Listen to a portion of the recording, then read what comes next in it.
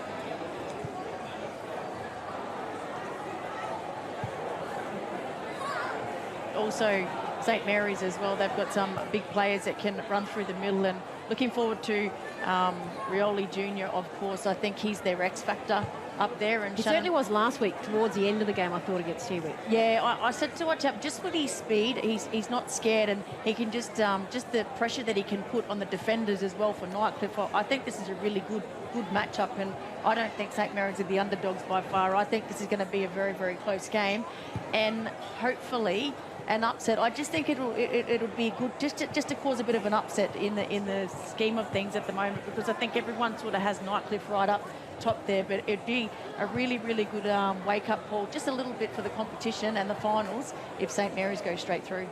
Well, we will know in a couple of hours' times, because that's the siren for the players to get into position. It is a big qualifying semi-final coming up tonight. Winner straight through to the grand final, and the loser will play in the preliminary final next week. They'll meet Southern Districts, who had a 40-point win over the Tiwi Bombers earlier today, and in the end it was Southern Districts 16-15, 111 to the Tiwi Bombers 11-5, 71. So both teams now in their final huddles, so final messages coming from their captains out in the middle.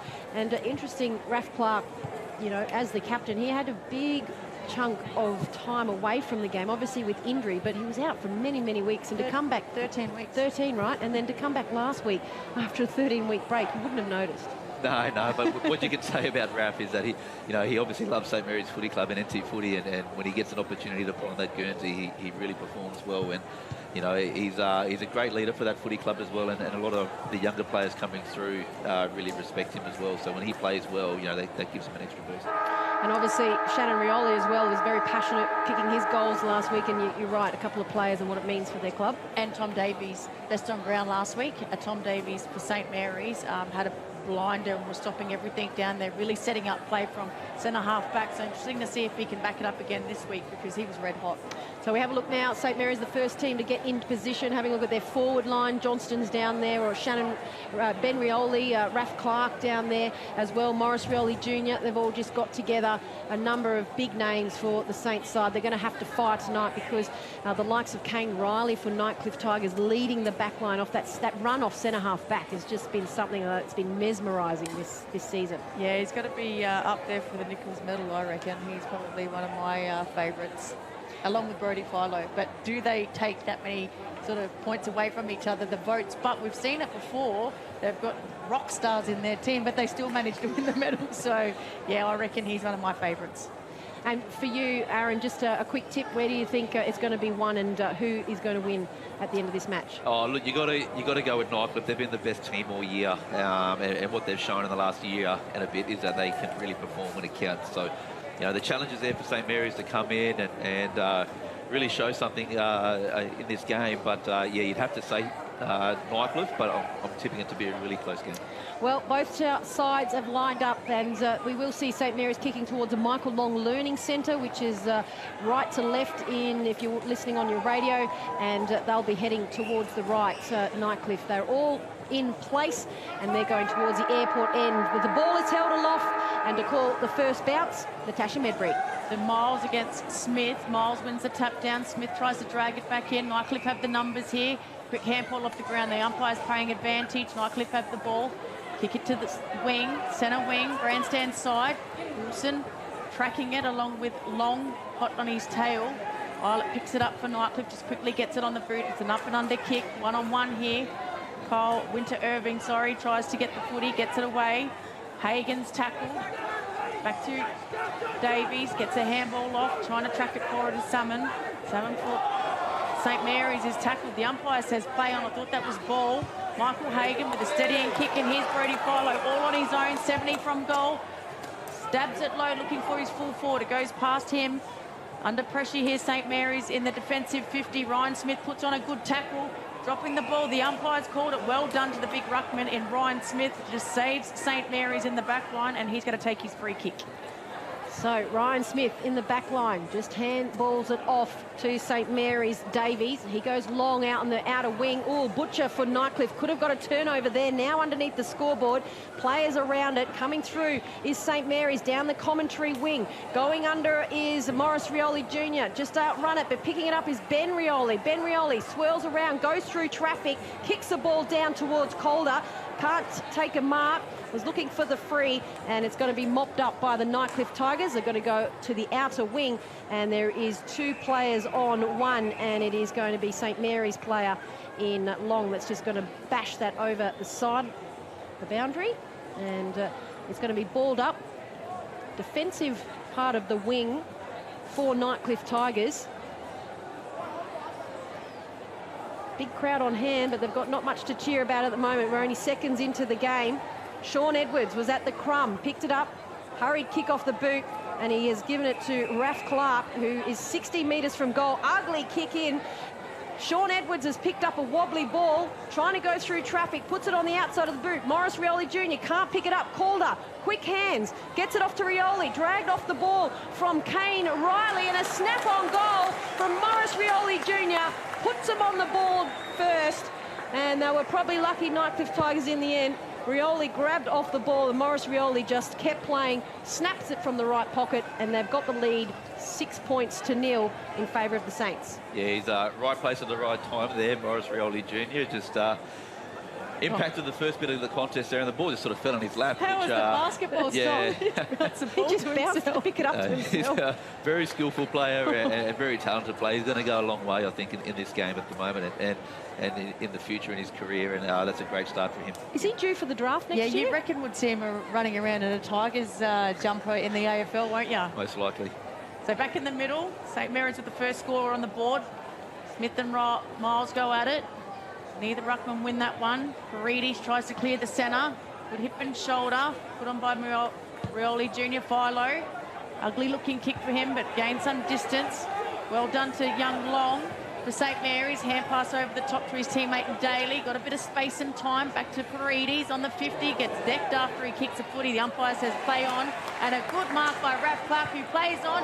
Has a snap at goal and misses to the near side. Had a lot more time and space there, Raph Clark, and probably should have gone back and had his kick. Yeah, he should have. I think he should have taken the mark and had a set shot there. Jaden Clark plays on quickly. He finds Butcher with the dreadlocks. Heavily strapped right shoulder in the left pocket. He goes forward. One bounce. Cameron Islet picks it up. He goes back inside to Philo. Ooh, he was very casual taking that mark. Running through was Raph Clark. And Philo will be played the mark. Defensive side of the centre square. He kicks it long down the outer wing, and it's a long kick, but it's just going to fall short in front of the scoreboard, and the ball's going to be tossed up directly underneath the scoreboard, and it's going to favour still the Tigers on the outer wing. Just waiting, throw in. Ruckman go at it. Neither ruckman again win it. They're wrestling with each other, trying to get it out the pack. Butcher with the hand pass. Long gets away with it here. That's Jacob Long. Kicks it close to the boundary in front of Raph Clark, and it dribbles over for another boundary throw in. So the ruckmen are really feeling each other out here at the moment. Yeah, it's been a great battle so far with both Ryan Smith and John O'Miles getting their hands on the ball, and Brody Philo and Danny Butcher have been excellent to start this game. Ball tossed back in, and it looks like Miles got a quick tap to it. Still a lot of players around the ball. Ball not coming free. Miles has done a great effort with tackling. Looked like the ball was thrown out. Coming through now for Salmon for St Mary's on the outer wing. Kicks it inside the 50. Calder at front. And the ball has just come out of the hands of Clark. Big amount of work for the Nightcliff Tigers in their left back pocket. And it's going to be run over the boundary line by the Nightcliff Tigers. Not out of trouble just yet, though, because it is 5 metres around from the right post of St Mary's. So defensively, they're going to have to go again. Raph Clark up over Miles. He's in the ruck in the right forward pocket. Philo picks it up. A thumping kick, puts it onto the boot. Gone 60 metres if you don't mind, but it's gone over the back. Picked up by St Mary's. Hurried kick by Daly, and they're inside the left forward pocket. Horace Rioli Jr. dangerous here. Picks it up. Has a snap from the boundary. It floats across the face of goal. One-on-one. Edwards tried to mark it. Couldn't. Paredes trying to get in there. Nightcliff have all the numbers, and Bowles just dribbles it over the boundary line. So just lack of communication there by the Tigers defenders. Yeah, and a little bit of pressure too, I reckon. A couple of times Nightcliff have been going for the ground ball and just been fumbly, so maybe the communication's not there with his teammate. So boundary throw in. Clark against Miles. Clark wins it down to Paredes. He's tackled without it. Umpire says play on. Miles tries to bash it off the ground. Hagan gets it. Links up with a running player. Kicks it into the centre square. Davies goes back with the flight of the footy, then regathers. Second effort was brilliant there by Davies. Drop mark by his teammate in Daly. So that's a turnover here. Cameron Islet gets tackled without it. The umpire saw that was right in front of him. So the free kick going to Cameron Islet in the centre square here for Nightcliff. He kicks it down towards the forward 50. Looking behind was Trent Melville, and Melville's not able to get it. Numbers now with St Mary's defensively in their 50, and they're going to get out of trouble down the outer wing. Oh, good effort from Brad Arthur. That was a great effort from the Nightcliff Tigers hard man. He was running back, and he got a hand just to Cheek. That's a great matchup, Arnold and Cheek. Two of the toughest players out there. So it was a great effort there from Arnold running backwards. Now the ball tossed in directly underneath us on the commentary wing, which is near the Nightcliff Tigers interchange. Miles won it.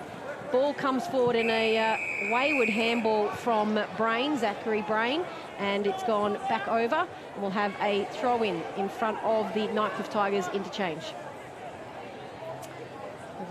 Umpire tosses it in. Ruckman just wrestling each other. Miles clearly wins that down to Arnold. Arnold's being tackled by Cheek. Gets boot to ball, but a good mark taken by Payne. Jackson Payne here for St Mary's, just in front of our commentary box. Kicks it down the line, looking for Edwards, but across the front of the pack was Brain. Arnold goes again, and the ball goes out of bounds, this time in front of the St Mary's interchange box, and Jack Long looks a bit sore after that contest. Might have been friendly fire. So keep an eye on him. He's going to come straight off. He only had 3 metres to come off, so we'll just keep an eye on Jack Long. Ball tossed in. Lot of pull, and that's a lot of jumper being pulled by Miles. Yeah, they're really wrestling each other here at the moment. It was very obvious holding the jumper of Smith. Smith handballs it off, gives a big thumping kick from the St Mary's player in Payne. Now in the left forward pocket. Ball coming back out to Cheek. Dropped a ball. Slippery out there. And it's a very warm night in Darwin. And players crashing in. Ball coming forward. There's about 4 players that were unable to kick it. Ball kicked up and under. Pack flies. And Raph Clark was one of those that flew. Now ball hand pass to Yaron. He gets it on the run to Calder. Calder not able to mark it. And a great tackle from Salmon has dispossessed the Nightcliff Tigers defender. But the Nightcliff Tigers defender are very calm under pressure. And through Sean Wilson, they're going to get it off to Arnold in the middle. So Arnold kicks it off the ground. There's 3-on-1. Jacob Long with the speed. Look at him go. Just runs past 2 Nightcliff opponents and shoved off by Bricknell. Bricknell hand passes to Wilson. Back to Bricknell. Kicks it into the 50. Raph Clark is there to chop it off, so he's worked his way to the back line. Raph Clark, good experience, up and under kick, but Paredes takes the mark to the defensive half for St Mary's. Just a chip kick to Shawnee Edwards. Takes it on centre wing. Right in front of our commentary box again. Kicks it over to his teammate in Ferreira. So the inclusion from last week, Ferreira. Just kicks it to the 50, hoping Calder can get to it. It was 3-on-1. Tracks at the back and taken out of bounds by Bowles in front of Nathan Paredes for another boundary throw-in. Yeah, a bit of a stalemate at the moment. A ball just going between the 50s. Nightcliff are doing really well to get numbers towards the footy, especially with the ball going inside St Mary's. So 10 minutes into the first quarter, and Tigers yet to score. Labastida in the ruck. Oh no, it's 2 new ruckmen, and you're going to have to get a free kick there. It looks like Drogamullah pulled. Is that going against Drogamullah? Yeah, he pulled him off the ball. So Drogamullah out of the ruck. They've changed both ruckmen, and the ball is going to be going to Jackson Payne. And Jackson Payne, has he got the distance here, Aaron? He's going to have to kick it 50 metres with a slight angle to the left. I'll back him in here. I reckon he's got a really good kick. He'll back himself to kick this. No breeze out on Marara, right on the Payne of 50. Oh, that's why he's our expert. Kicks it off 2 steps, and a fabulous goal there from Jackson Payne, who's been moved into the ruck. St Mary's get their second, and they get the lead out to 2 straight 12, and the Tigers yet to score. 10 minutes gone in the opening term. Yeah, it's been a great start for St Mary's so far. Nightcliff have had their chances coming down, going inside 50, but the St Mary's defence have done really well so far. And like I said, I reckon that the midfield of St Mary's are just slowly starting to get on top. You know, Brody Philo and Danny Butcher have had a lot of the footy, and Michael Hagan, but St Mary's have just been making better decisions with it. Not the footy where they want it either. It's in the back half, isn't it? They used to it more in the forward half. So back in the middle, Drogamullah against Clark. Tap down to Philo, and again, just an up and under kick probably goes further in the air than what it gains distance. And under it, back to Wilson. Wilson on the 50. Kicks it into the forward line. Tracking back is Arnold. Arnold can't take the mark. Saunders is there for St Mary's. Butters up close to the boundary. Missed the first kick, then gathers the second and finds his teammate Daly. Stewart centre half back here at St Mary's. Good switch looking for Payne. 2-on-1. Umpire's found a free kick, and it's going against Cameron Eilert. You can hear the crowd. The umpire's going to bring it back. Can't play advantage. So it's coming back to Payne on centre wing. So Payne just kicks it back to Yaron. Oh, no, it's not again. Hadn't been set, so they're not time lucky. They're not getting quick disposals down there. No kicks and handballs. They'll have to rub them off. Jackson Payne right in the middle of the commentary wing, looking for the lead of Calder. Calder in front on the paint of 50 on the left. Yaron picks up a ball. He's tackled hard, brought to the ground. Now Nightcliff Tigers have it. They come down the commentary wing. Looking, great mark from Payne, and just nudged out of the way for Nightcliff Tigers was Cheetahs. And great work there done on him by Jake Long. Ball kicked down by Payne in a bit of traffic, and underneath the ball, players and fans wanting hell. Player cheek, wasn't able to get it. Ball comes out. Now it's in the hands of Nightcliff Tiger. Handball from Paris to Hagan. Hagan kicks it down, and there's still no numbers there for Nightcliff Tigers, and the ball is punched over the boundary right in front of St Mary's interchange. Yeah, you can see Nightcliff a little bit rattled at the moment. The game's not being played on their terms at the moment, and yeah, Zach Brain there could have went for the mark, but not a lot of talk there from his teammates. Umpire tosses it in. Clark against Drugamulla. Drugamulla wins it, taps down. Well done, Brody Philo. Hit the ground running, didn't break stride, kicks it into the 50. Again, Tom Davies is there, gets a fist to the ball, then butters up again with the second effort and just blazes away and kicks it straight down the throat of Cameron Eilert. Kicks it to Brody Philo. Not sure who's manning up on Philo, but they need to. Over the top, it's going to bounce into the goal square. Braxton Armack's there to clean up for St Mary's. Close to the boundary again, just kicks it to no one. Brody Philo mops it up. Up and under kick, just a little bit ill-direct at the moment. Wilson with a big kick, kicks it from 48 and it goes through the big sticks. Nightcliff had their first on the board, and that was a brilliant goal by Sean Wilson. Yeah, that was a great goal there from Sean Wilson, but geez, Brody Philo is on his haunches at the moment on the bench. He had about 4 or 5 key possessions in that couple of minute stretch, and really ignited that goal, I reckon, and that's probably going to get the Tiger fans up and about. Nightcliff Tiger doing really well here on the commentary wing. They just tried to keep kicking it out, St Mary's defensively. And yeah, that was 48 metres, didn't even look, as well. Just turned and just drilled it. And no one home in the goal square for either side, so a good opportunity there. But they still trail the Tigers. It's the Saints 2-1-13, leading Tigers 1 straight. So St Mary's up by 7 points. 15 minutes gone in the first quarter. Back in the middle for Smith. He goes up against Miles. 1 out of the middle for Nightcliff Tigers. They're in their forward 50. Ball up in the air. Trent Melville just taps it down to the goal kicker, Sean Edwards, who kicks it down towards, and that is the goal square. Probably a free kick that went unnoticed there, and that looked a little bit high on Arnold. Yeah, how did that go unnoticed? It did. I think that might be Lachlan Sharp, actually. Sorry, yeah, Sharp. He looks like him and Brad. Yeah, they Arnold look the same, look the same with the beard. The boundary throw, and it was really shallow. Work to the boundary again. Nightcliff player there in Butcher, John Butcher. Well, we had a lot more time to actually take that out of the ruck and have a snap. Sharp still just grabbing at his mouth after that. It was definitely taken high. So Butcher and Smith deep in the forward pocket here for the Tigers. At the back is Sharp. Quickly hand to foot, goes across the face. Running to it is Eilert. He's pushed off the footy by Long. Then Eilert goes in, gets the hand pass out, across the face. Braxton Armack taking it close to the boundary, very close to the boundary. Well done to Melville there, just a bit of a throw. The umpire says play on. Hagan can't get it away. Braxton Armack's in there again with Jacob Long. Dances around one, then delivers it out of the 50. Holder can't mark it. Here's that man, Kane Riley, been a little bit quiet. Here he goes. Kicks it into the 50, and there's a player all by himself. Couldn't take the mark, Nightcliff. They've got the numbers here. St Mary's, Shannon Rioli just slows it down and kicks it sideways and finds a teammate in Daly. Daly on the outer wing, decides to go down the middle, looking for Morris Rioli Jr. Couldn't mark it. Butcher from Nightcliff Tigers got off quick hands. Nightcliff straight back into their forward 50. Numbers with St Mary's. Great battle between St Mary's Davies and Butcher. And that's going to come out of the back for St Mary's and picked up in the end by Jake Long. And a free kick going towards Ben Rioli. He's going to play on quickly down at the outer wing. And they're at the halfway on the outer wing. Paredes has it. He just chips it short to Sean Edwards, but the Nightcliff Tigers have the number.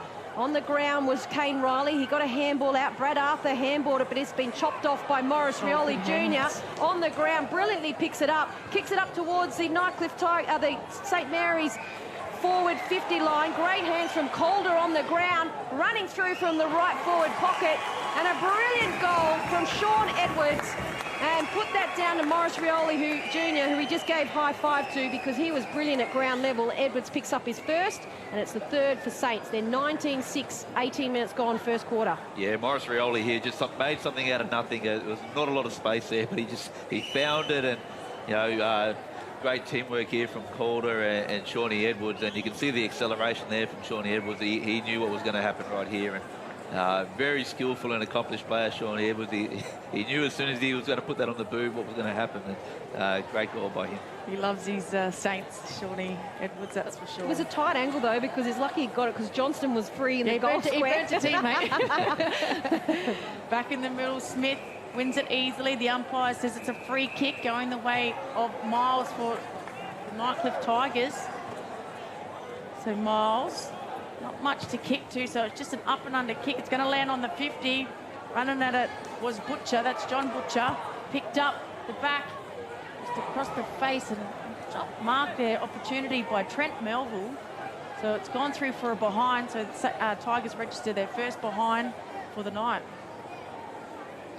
He had both hands at that, Trent Melville. I thought he probably should have taken that one. So just holding it up for the kick out at the moment for St Mary's. Looking for a few players. Thumping kick from Saunders. It goes 60 metres to the outer wing. Paredes picks it up for St Mary's. Handballs it to Davies. Davey kicks it down. 2-on-1 St Mary's. They've got the numbers. Paredes kept running. Handballs ugly over towards Payne. He dances around one. Goes long down towards Johnson. Chest mark drop, but he kept running and picked it up. Gathered well, 60 metres from goal. And he whirls around on the right. Mark drop by a Nightcliff defender. Now there's a pack of players over the ball. Numbers are with the Tigers, but the ball's been kicked out. And at the goal square, on his lonesome, Calder, and Calder has just booted it through for St Mary's fourth goal, and they've extended that lead. St Mary's are now 4-1-25, leading Tigers 1-1-7, 20 minutes gone. And I'm just told, I keep calling him Ben Rioli. I know Shannon's out there, so same namesake. You should think that I would actually get that, Aaron. Yeah, it's all good. It's all good. St Mary's, they're playing really well at the moment. Shawnee Edwards, just the awareness to know that that Calder was in the goal square by himself, and he just socketed it through, and he knew that he was there. And you know, Saints are making the most of it at the moment. Their forward line is looking really dangerous, and it's looking like Nightcliff will need to respond. You can see the team that's had the week off and the team that didn't. I think that's the difference so far. So back in the middle, with Ruckman pleading for a free kick. The umpire let it go. Nick Yarran off the ground, gets it to Paredes. Paredes over the top to Rioli Jr. Tries to shug the tackle. Henry Lapstede is there, picks it up quickly on the boot, and look at this, it lands in the arms of Jackson Payne. When the momentum's going your way, the ball lands in your lap, and that's what just happened there for Jackson Payne, directly in front of goal. It's going to kick it from about 45. Yeah, exactly. Yeah. when the ball does bounce your way, there's not much you can do. Unfortunately, the footy gods, they smile upon those that risk it, and Payne, I think, is going to line up for his second goal. You backed him last time, Aaron. He's directly in front. Looks good off the boot, but just goes across the face this time. I think he's just snuck it in. No, it's out of bounds on the full. So still no breeze here, so he's got no breeze for an excuse. So the free kick deep in the back pocket here is going to kick it. Good to see kick it back this season as well. Kick it, decides to play on, wants to run around Johnson. There's a touch on there, so Arnold picks it up. They get out of trouble through the left back pocket. Big kick down, looking for their ruckman. He handballs, and a nice run from Philo. Being chased by Salmon, just got the kick away. Kicks into the Tigers forward, and just picking it up. They wanted a free kick. He's got it on the left. Kicking it through was Sharp, and that is going to be turned over. Sharp, Saunders was taken down, and then the ball went on to Sharp, who had a shot on goal. Saunders has got up and remonstrated with the umpire, and Sharp's asking what went on, but Saunders... Bit of frustration there, I think, for young Michael Hagan. Really good position. Ball just slipped through his hands, and unfortunately dragged down Saunders as well, which is why he's got the free kick and the 50. So Saunders tries to get the torque, doesn't connect to it, but it still goes 60 metres, bounces past everyone. Brad Clark picked it up, gets it back to Rioli Jr. It's an up and under kick. Good work by Bodywork in the goal square. It's bounced through. It's absolutely done a Shane Warne spinner. It was heading like it was tracking out of bounds, and it's bounced through the goals. Wowee. Rioli Jr. That would have to be one of Maurice Rioli Jr.'s worst kicks ever for goal, and he's kicked it. Great body work there from Johnston in the goal square, but when it rains, it pours at the moment at St Mary's. We said about that bounce. This is it. This is it. This is exactly what we were talking about. And they're up and about at the moment, Saints. The challenge is there now for Nightcliff. They've had the week off. They know they'll be fresher, but they're going to have to do something pretty extraordinary, I think, to come back into this game. That bounced outside the goal square, and that has gone 10 metres back to the left. Jaden Kickett just looked there thinking, what the hell just happened? Back in the middle, Ryan Smith wins the tap. He tries to go back through and pick it up, but so does Philo for the Nightcliff Tigers, and absolutely crashed in a tackle. Taken down in a heavy tackle. The umpire said it wasn't legal. The free kick going to Cheetahs for Nightcliff Tigers in the middle of Marara Oval number 1. He's looking and pointing towards players to come at him. Finally, he does, and he finds the chest of Sharp. Sharp, 60 metres from goal, and he spots up. He had 2 players he could have gone for. There was Melville on the lead, but Wilson has just taken the mark in the left forward pocket, and now Ryan Smith off the play is being pushed by about 10 players as Sharp is down on the ground at the pain of 50, and things are just starting to boil over here at players need to be careful. Over number 1. Well, okay, stay with the ball because Wilson is kicking, shot on goal, and Wilson has kicked the goal while a melee is happening in the background, and Wilson has kicked his second, and that's only the second for the Nightcliff Tigers.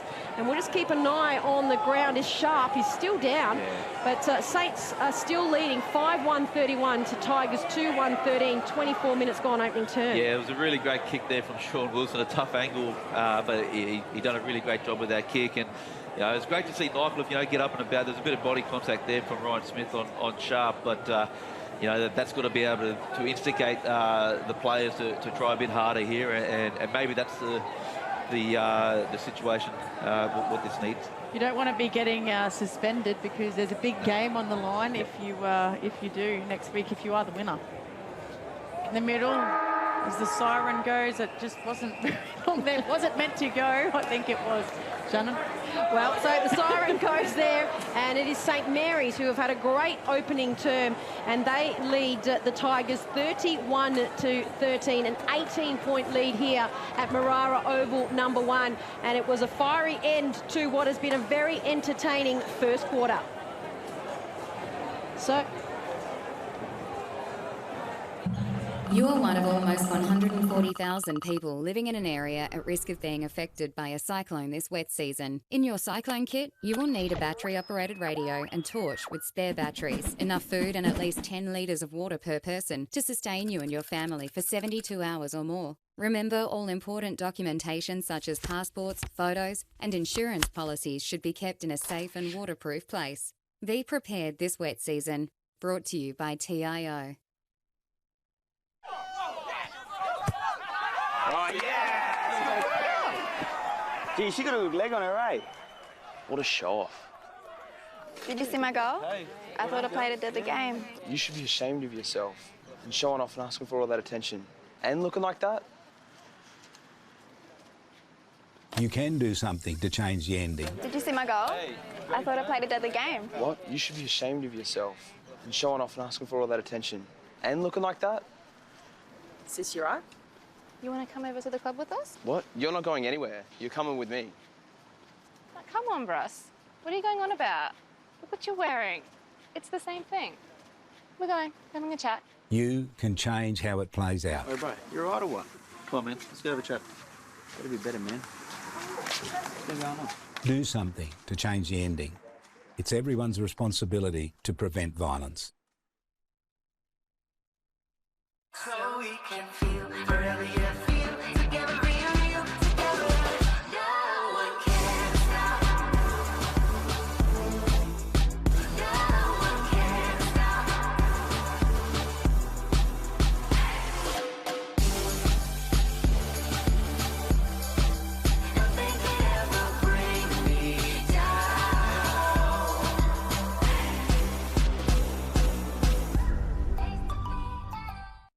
We've always done it tough in the Territory because tough always has to be done, and where the needs of many sometimes require the actions of one. As we head into the storm season, Power and Water is committed to doing what needs to be done, building and maintaining the engine room of the Territory, investing in our communities, and always focused on one thing: protecting what's truly precious. To protect your loved ones this storm season, visit powerwater.com.au/prepare for tips and fact sheets. CFS Schoolwear is the perfect choice for quality custom-made school uniforms. Ideal clothing for all school-related activities, whether it's 50 or 500 students, we have what you need. Contact the Cricket and Football Shop NT for your free CFS Schoolwear quote today. Let's see. Roma, Verona? Perhaps Barcelona. Make your dream holiday a reality. Book your next getaway at Flight Centre with interest-free holidays and flexible repayment options. Best in the air. And everywhere. Flight Centre.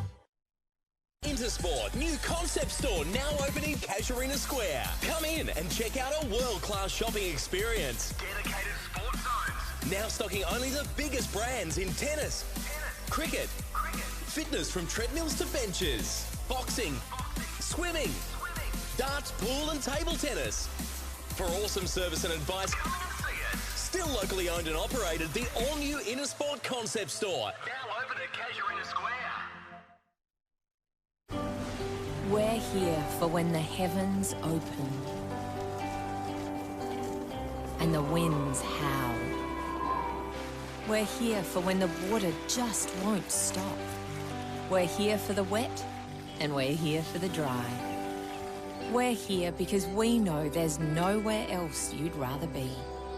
And there's nowhere else we'd rather be either. TIO Home Insurance. We're for Territorians.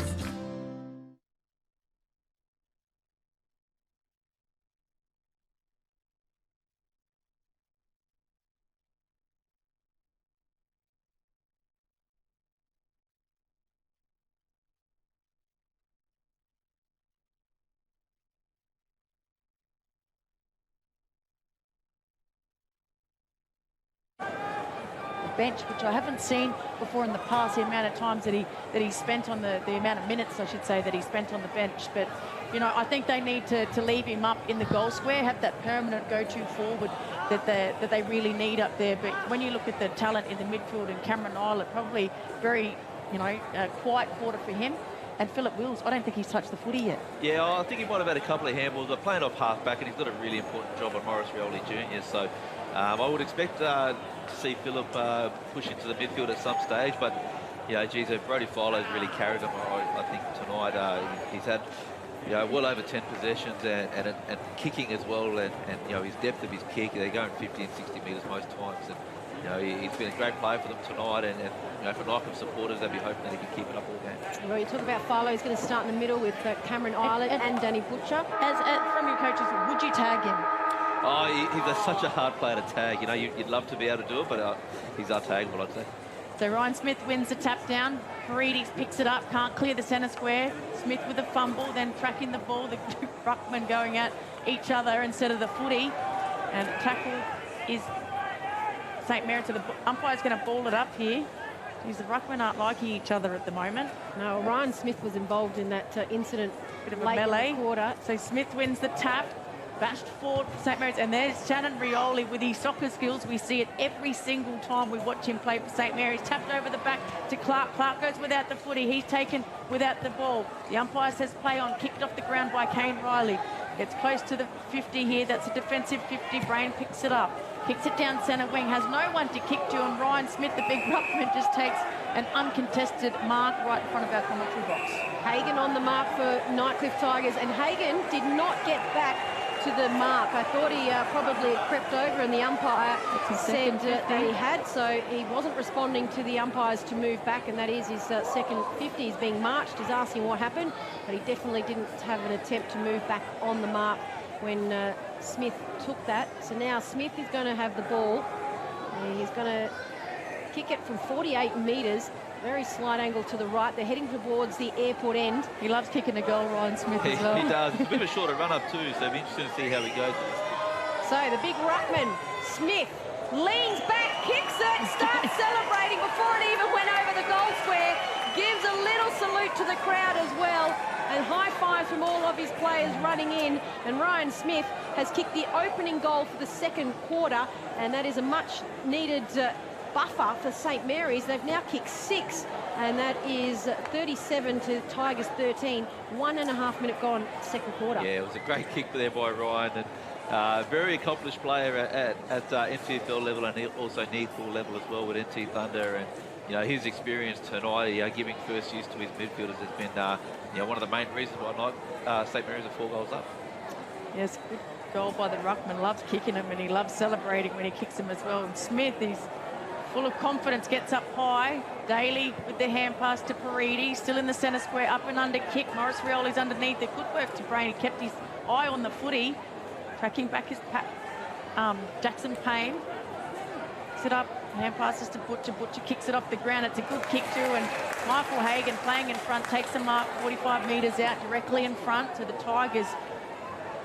Michael Hagan's going back. He's going to have a shot.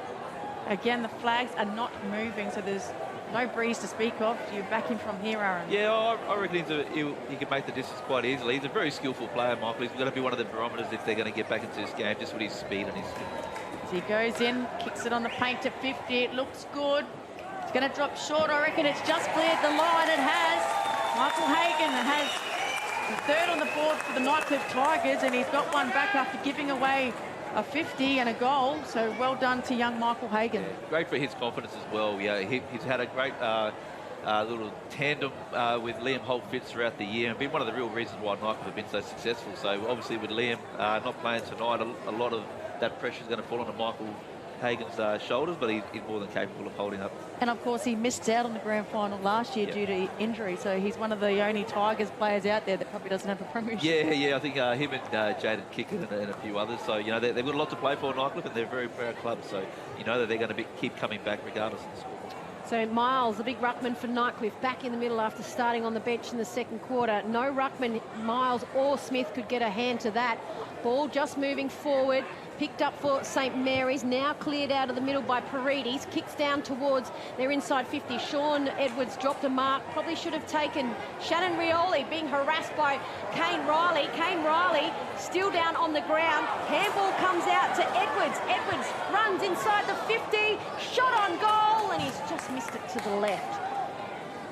So they pick up another point, St Mary's. They're 6-2-38, leading Tigers 3-1-19. Kick it with the kick in. Just slowing things down, asked to play on by the umpire. 60-metre kick, trying to look for Riley. Riley wins front position but can't take the mark. Paredes got to fend off one. Smith hand passes to Rioli Jr., kicks it into the 50 and tunnelling against Calder. He just took him underneath the footy there, his opponent. So the free kick has gone to Calder. Jackson Calder's going to go for goal. Going to kick it from about 40 metres on a slight angle, but should go back and nail this one for St Mary's. Yeah, he should. Obviously a very accomplished player as well, Jackson Calder. And I think he'd be liking the matchup. Jonathan Perez has been a great player in this competition, but Calder's a bit more bigger, a bit more stronger, so he's going to have his work cut out for him. Going for his second, looks good off the boot. He's celebrating. It's gone through for his second for the night, and St Mary's have their 7th. Geez, they're looking good here, St Mary's. Their structures, sticking to their structures, and the Nightcliff Tigers' defensive half is really under a lot of pressure. Yeah, and Tasha, the St Mary's forward line just look really, really dangerous at the moment. And when you look at the other end, the Nightcliff aren't getting much. Michael Hagan's kicked a goal, Shawnee Wilson's kicked 2 goals, and we know that Danny Butcher, John Butcher, and Lachlan Sharp can kick goals as well. But it's getting to a stage now where Nightcliff might need to start going to a bit of plan B, plan C to try to see if they can start something. And that man, Trent Melville, is still on the bench. Well, they've just moved Cameron Eilert to the forward line. They've just taken him out of the middle. So the first time we've seen Eilert in the forward line as well. So keep an eye on that. But up in the ruck, Drogamullah up against Smith. Down on the ground, Payne picks it up out of the middle of the square, kicks it forward. Shannon Rioli slips over, gets a handball away. It falls in the lap of Nightcliff Tigers' Philo. Big up and under on the outer wing. Drop mark from Jacob Long. He just steps around Wilson and he kicks a beautiful kick down underneath the scoreboard on the outer wing, and the ball is just dribbled out in front of Calder, and it's going to be tossed in about 17 metres around from the left post of St Mary's, going towards the airport end. Are there any changes that you would make in the defensive half here for Nightcliff? Yeah, I'll be looking at the matchups of their keys. You know, Shawnee Edwards has had a big impact in this game, and also Calder, so I'll be looking at trying to do something about those two. Boundary throw in, so Tigers trying to clear it here, still under pressure, goes to Drogomolo, just boots it as long as he can, and sitting under it is Ryan Smith, straight through the breadbasket, picked up by Sharp. Sharp hand passes to Hagan. Hagan using his speed, has no one to kick to, so just turns back, looks to Sharp. Sharp on the left, kicking it to a one-on-one. Butcher just protected the ball drop, took the mark against Braxton Armat. Just experience there against youth, and Butcher will go back and have a shot at goal. Slight angle, going to kick it from about 25. They really need this night if they want to stay close to St Mary's, but that was such a great kick there from Sharp too on his left foot, just to Butcher's advantage. So he's right behind him here, John Butcher. Can he swing it around? No, he misses to the far side, so 3 for a behind. Really needed that one, the Nightcliff Tigers. As you mentioned, Trent Melville got off the pine and wanted to come on, but he sat back down, so he's having a bit of a rest at the moment. Now St Mary's have cleared out of the goal square, and the kick in from Jake Long. Outside on the outer wing, it's to Davies. He goes down the outer wing. Picked up from Wilson, though, from Nightcliff Tigers. Juggling, gets a handball away. Falls down in the lap of the Tigers. And coming forward is that man we just mentioned. He just got moved to the forward line. Cameron Eilert with a beautiful chest mark out in front. And this is certainly his distance and bread and butter for Cameron Eilert. Yeah, I think Cammy will... he rises to the occasion, Cameron Eilert. He won't let his team down here, and you know, what he brings to the forward line as well is not just, you know, something like this where he can take a contested mark, but just his leadership and experience there, just organising his teammates. So he's going to have to kick it from about 45 metres, slight angle to the right. Cameron Eilert on approach, got the distance, and that has been touched by Raph Clark. And that is not going to be a major for Nightcliff. Just 1 point added there to their total, and they trail still. It's St Mary's 44, Tigers 21, 9 minutes gone, second quarter. Long with the kick-out duties, puts it straight to Cameron Eilert. Free kick, he's made to earn that one. He's taken out Cameron Eilert. You don't see him take a while to get to his feet than he has, but he was left open there and absolutely smashed. Hitting hard by Payne. Yeah, looking very, very sore, Cameron Eilert. So 80 metres out, just kicks it to the hot spot, hoping Butcher can run at it. He couldn't take the mark. Front, Nightcliff Tigers still in the attacking area here. Drogomolo takes the mark, asked to play on and bowls with a snap on goal, just misses. So they're peppering the goals here, the Tigers, but not making the most of their opportunities, Aaron. Yeah, they've got you know, there's 3 shots on goal now where they should have had a goal and got it a bit close on the scoreboard, so they you know, we hope that they don't rue those opportunities as the game goes on. Well, the Moths are out at Marara Oval #1 as well. Jake Long with a long kick in, and it's been picked off by Danny Butcher from the Nightcliff Tigers. He just sends it straight back into the left forward pocket. At the back is Butcher. He's taken a mark, but he hasn't taken inside the field of play, and it is going to be a throw-in. Well, they're going to say it was out on the full, so Butcher's just taken the mark over the boundary, and it's going to be St Mary's through Jake Long, who come back in the field of play. Jake Long sends it back directly where he kicked it, and the ball's gone over Raph Clark. Looked like he might have got a nudge from Kane Riley. The umpires saw nothing, and they're going to ball it up 70 metres from St Mary's goal in the left. Clark versus Drogomolo. Clark's not even watching. The umpire tosses it in. Well done to Clark to get a fist on that. Nick Yarran with his pace. Pushed off the footy as he kicked it. Well done here to Brain. Tries to maintain possession. Can't. Kicked up the ground by Paredes. Jaden Kickett leads his man. Good pick up on the run.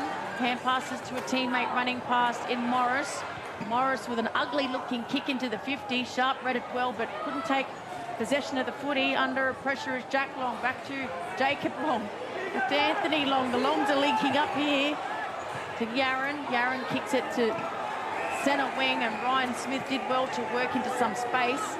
Then hand passes it back to Yaron. Yaron kicks it up the line, looking for Payne to run at it. He does. Great mark, taking up full stretch in front of Kane Riley here for St Mary's. And he's kicked it into the man on the mark. Kane Riley gets a handball away. Now Philip Wills, his ball is smothered. Kick off the boot from Cheek. And Philip Wills just came running through. Ball is in the hands of Morris Rioli Jr. Kicks it into the right pocket. And that is going to be an opportunity for St Mary's. Right forward pocket. Philip Wills is a little lucky there, Aaron. I'll get you to talk about that in just a moment. We'll keep with Labastida, who has the ball in the right forward pocket. He's just outside the field of play now. He's got a very tight angle towards goals. Yeah, take a really good kick here from Labastida. If he holds it out to the right goalpost, it should work its way back for him. So kicking towards the airport end. No breeze to speak of. Comes just inside the field of play. Right forward pocket. And he's kicked it. The impossible angle. And Labastida has kicked it straight.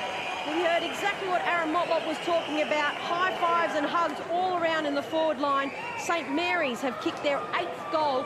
They've now kicked 3 goals this quarter compared to Tigers 1, and it's Saints 8-2-50 leading Tigers 3-4-22, 13 minutes gone second quarter. Yeah, just seeing the replay there, Morris Rioli Jr.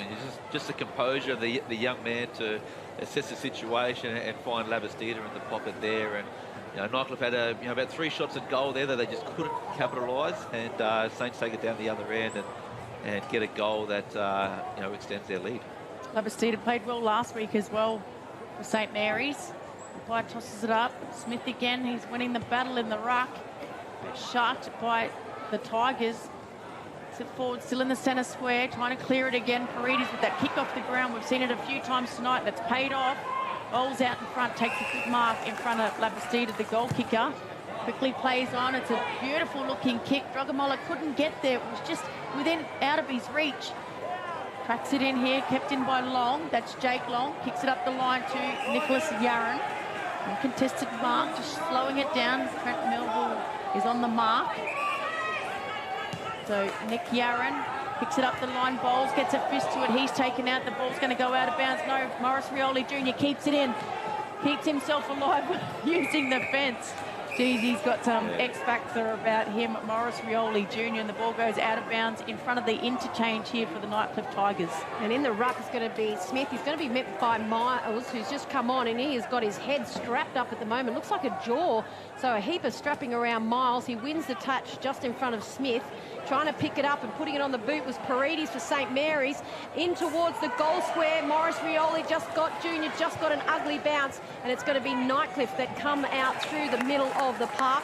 Bricknell has it right in the middle of Marara Oval. Bricknell looking forward.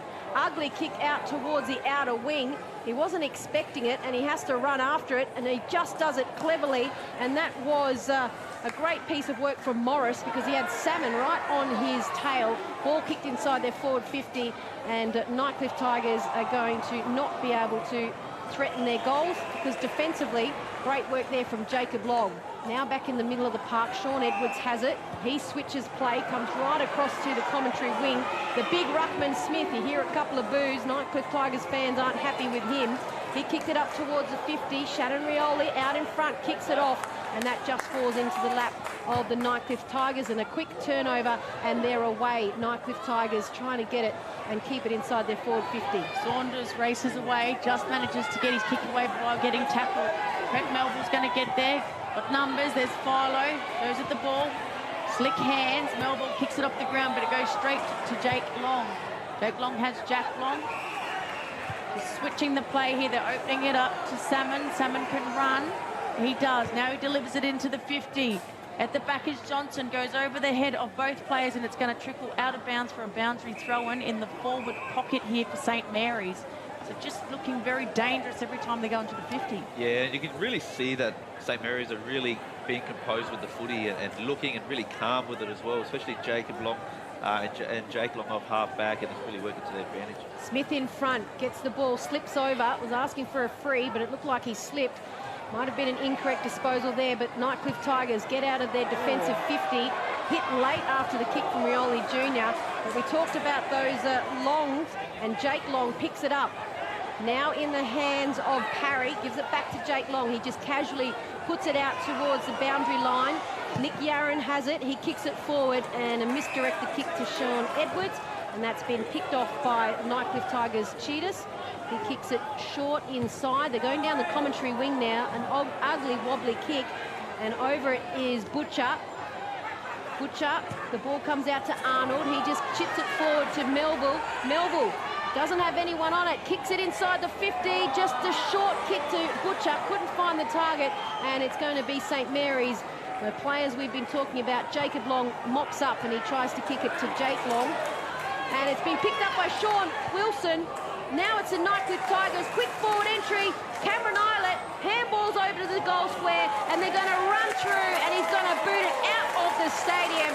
And Sharp has just kicked it over the Michael Long Learning Centre roof.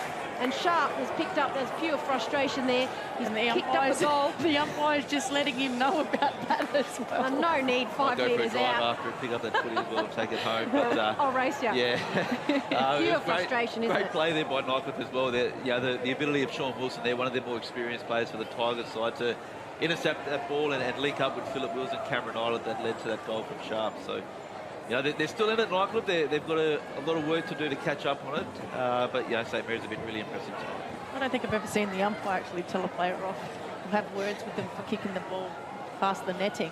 I don't think it's in the rules. So back in the middle, 17 and a half minutes gone. St Mary's 8-2-50 leading the Tigers 4-4-28. So Paredes tracking the footy, gets boot to ball, kicks it forward. Up by Payne. Payne just with a thumping kick. Kane Riley read it best but couldn't take the grab.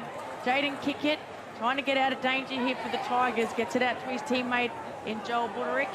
He turns it over to Cheek. Cheek delivers in, looking for Edwards. Edwards in the front position, close to the boundary. Johnson's there as well. He's pushed out the way. Taken to ground, Henry Labastida. Goes to the pocket, kept in by Henry Labastida. He's tackled without the footy. The umpire says play on, hook kick. And just couldn't control it, Kane Riley, and takes it out of bounds. So right next to the behind post, there's going to be a boundary throw. And so attacking area here for St Mary's. Can they get another goal on the board? Moth's taken over here as well at Marara Oval. Ball tossed in directly in front of St Mary's goal, but it's been won down by Miles. Now under pressure, Wilson kicks it off the ground. He was being harassed. Bricknell caught it. Not sure it went 15 metres, but Bricknell decides to play on directly down the middle to Cheek. He gives a handball out to the right to Buderick, who's running down the outer wing. He kicks it forward to Phillip Wills, juggles a mark. Phillip Wills, not much movement happening in his forward 50 at the moment. Goes out to Cameron Eilert, who had run from the left forward pocket. Cameron Eilert, 60 metres from goal, sets it up towards the goal square. Butcher from behind, couldn't take the mark. Still being able to pick it up. He gets a handball off and a quick shot on goal. And great thinking from Butcher. And that has gone through, and it's actually just gone through for a behind. Didn't get the bounce he was after. Didn't get the bounce, but it looked like it was on track. So they've picked up another behind. Inaccurate kicking here from Nightcliff. Jacob Long, big up and under kick. Wilson punches it forward. Good work by Daly. Just tracked it to himself and had taken over the boundary line and in the back for error, but the umpire says throw it in. So right on the paint to 50, grandstand side. Attacking half here for the Tigers. Nearly 20 minutes gone to this second quarter. The Tigers have kicked 2 goals. Saints have kicked 3 this quarter. Tosses it in. A wrestle again. Smith wins the front position. Paredes. How many times have we seen that? Smith to Paredes. Kick to centre wing. Push off the footy there. Perez tries to pick it up. Tries to fend off Morris Rioli Jr. That's a hard task to do. Oh. And Nicholas Jarron just straight into the back of Philo. The umpire didn't see it. The emergency umpire has come up, and I think the umpire from the furthest position has seen it and has actually awarded the free kick. So it is going the way of Brody Philo. That's good umpiring there to come from 150 metres away and actually pay the kick. So he just wheels around. Philo kicks it inside the forward 50. Picked up by Jacob Long. He just arches his back and he gets away from Sharp. Kicks it down the commentary wing. Running back was Drogamullah with the fly to the ball. Edwards out in front and he just sees it over the boundary. Probably the right option there because 3 Tigers were hot on his tail. And Yaron is just coming off for a little bit of a rest. So is Philo. He felt that. He felt that hit. Oh, no, Aaron's being told to stay back on. A couple of other players wanted a rest. No, now he can come off. Ball tossed in front of the air conditioning area of the grandstand wing. And the handball is a wayward one from Nightcliff Tigers Cheetahs. And it is going to be tossed back in directly where it was seconds ago. In the ruck, Raph Clark nominates for St Mary's up against Drogamulla from Nightcliff. Goes to the left. Clark wins it. Handball over the back. Kicked off the ground from Edwards. Looking for Labastida. Running through is Kane Riley. He's doing a mountain of work defensively. Nightcliff Tigers have it through Danny Butcher. Puts it on the ball. On the foot. And it's going to be dropped by Trent Melville. He's being harassed, and great work from St Mary's Ferreira. And now St Mary's, quick back entry. Jaden Kickett, fresh air kick off the ground, comes to the back. Calder picks it up for St Mary's and snaps it through. And that is his third for the afternoon. And St Mary's extend their lead.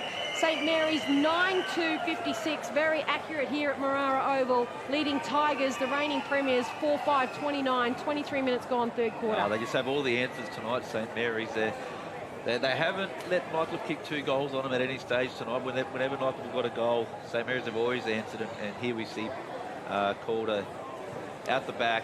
Second one out the back too. Second one out the back for him tonight. Yeah, you know, so going to be pretty hard now, I think, for Nightcliff. They're lucky that half-time's going to come. They get a chance to regroup and throw some things around to try and upset St Mary's at the moment. But yeah, St Mary's, they have all of the answers tonight. 5 goals, and how accurate are they? They're 9-2. That's impressive. Back in the middle, Clark didn't jump and he won the tap, so just misread by Drogamulla, who spent a lot of time in the ruck in this quarter. Hugo Drogamulla. So Miles is down on the boundary there, number 1 ruckman, with that head strapping. Must be a bit sore, but Drogamulla spent a lot of time in the ruck and he wins that one, but still in the middle, hasn't gone far from the centre throw at Rioli. Hand passes to Clark.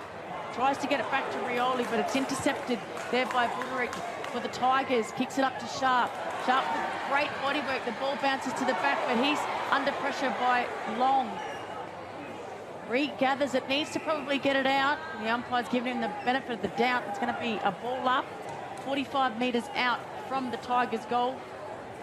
Directly in front of the goals, the umpire quickly tosses it up, doesn't wait for any players, gets out the back to Cameron Eilert, tries to step around one, hand passes to a teammate, and Cheetahs, he gets it on the boot and straight through the big stick, so Cheetahs has his first on the board, and the Tigers with a much-needed goal before half-time. But Cameron Eilert, just a lot of space, and how does he get that much space with a player of his calibre? Oh, you're not sure why someone like Cameron Eilert or Brody Fowler have that much space, but great setup there for Cheetahs with the right foot snap there, and it gives a little bit of hope and bridges the gap a bit for Nightcliff. And if they can hold out St Mary's for the rest of this quarter and possibly sneak at another one, they'll go in with a little bit of confidence going into the second half. Well, Brady Fowler has just come running on asking where to go. Wanted to go into the middle, so just count numbers worse here. Than that, I'm telling you. As a midfielder, you come on to go in the midfield and they tell you, hang on, there's too many numbers. So ball thrown up, Drogamulla up against Clark. Drogamulla wins it, but it's St Mary's that are going to clear it. Salmon gets a big up and under. Oh, very brave running back. Hard clash from Zachary Brain. St Mary's, Raph Clark spins out of one. Handball over to Yarra. Gets it to Morris Rioli Jr. Dribbles it through. Dribbles it through. Dribbles it through. Kick its legs. And that has gone through for a goal. That has actually gone through his legs. That's and that is his third goal of the afternoon. And a lot of defenders there. Jaden Kickett cannot believe what has just happened from Morris Rioli Jr. That's the second time it's happened to him. Yeah, it has. You feel sorry for the defenders. You look at the Nightcliff ones, they're just bewildered at the moment. They're not sure what's actually happening. But, you know, the lead-up work was fantastic. And, you know, it's just one of those nights when those type of goals go through. And, you feel sorry there for Jaden Kicker. There's not much else he could do. He had front spot on his man. He thought he had a control, but, the footy bounce, mate, the footy bounce. That's it. The footy gods are looking after St Mary's, and especially Rioli Jr. here tonight at Marara. Back in the middle, Clark, he hung for a while, won the tap. Jackson Payne tries to pick it up. He's tackled without the footy. The umpire didn't see it. Salmon with the clearing kick. Lands at the top of the 50, and well read by Calder. Was third in line as the siren goes. So Jackson Calder can kick his fourth here. He's going to have to kick it from about 51 directly in front. No breeze. Can he get his fourth? He's had 2 easy kicks tonight that he's got goals. One was from about 35 metres out. This one, he's going to have to kick it from 51 after the siren at half-time. This will get St Mary's up if he can kick this. Yeah, I'll bring the house down, I reckon, if he can jag this. Kicks it, and he's sprayed it, and it's not going to register anything, and that's here at half-time. So it is a Nightcliff Tigers trailing the reigning premiers. A lot to do in the second half because it's St Mary's 10-62 leading Tigers 5-5-35. And for the Saints, they kicked 5 goals that quarter to the Tigers 3. You are one of almost 140,000 people living in an area at risk of being affected by a cyclone this wet season. In your cyclone kit, you will need a battery-operated radio and torch with spare batteries, enough food and at least 10 litres of water per person to sustain you and your family for 72 hours or more. Remember, all important documentation such as passports, photos and insurance policies should be kept in a safe and waterproof place. Be prepared this wet season. Brought to you by TIO.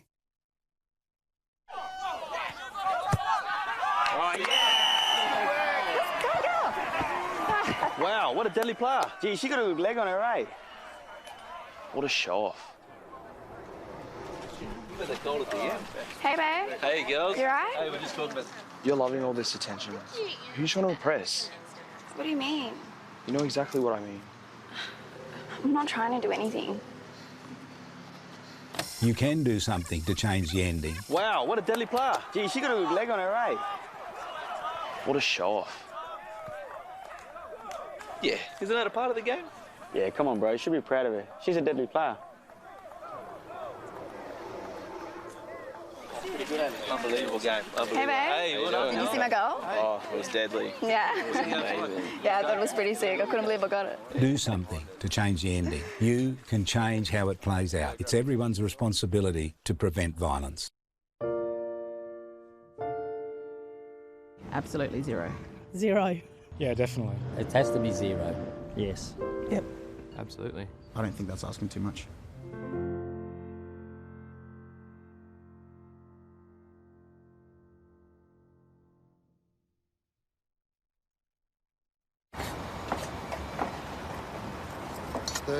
kilonewton centrifugal force, infrared remote control. How does he do it? 24.5 kilowatt diesel motor. He doesn't just know how to operate every piece of Kennard's high gear we get in, but also its service details, its safety checks. I know. It's as if he can hypnotise each piece. Give me 2 passes with sauce. Coffee white with 1, bun with icing. No, pink icing. Yep, no worries, Terry.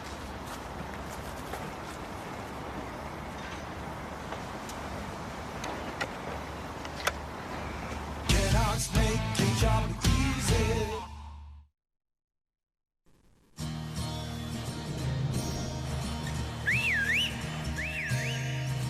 Time to escape, 'cause I'm in need of warmer weather. Sail upon the stream to find there's someplace better. And I'm going far and wide.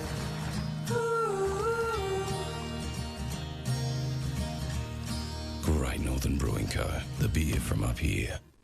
Looking for the best and brightest to join your team? At Quality People, we specialise in finding quality, hard-to-get professionals, and we have an office right here in Darwin. Kick your recruitment goals with Quality People. qualitypeople.com.au. Now that's quality.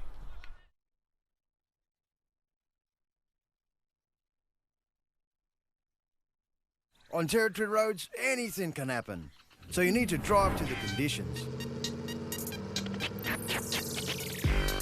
Speeding can get you into all sorts of trouble. Dirt roads aren't just dusty. When it's hard to see, they're dangerous. At water crossings, remember, you're driving a motor car, not a boat. High water can be deep trouble. We're here for when the heavens open and the winds howl. We're here for when the water just won't stop. We're here for the wet, and we're here for the dry. We're here because we know there's nowhere else you'd rather be. And there's nowhere else we'd rather be either. TIO Home Insurance. We're for Territorians. Choosing a health fund can be tricky. Some are too big, too small, or just not right at all. But with Territory Health Fund, you can make sure your cover is the right fit.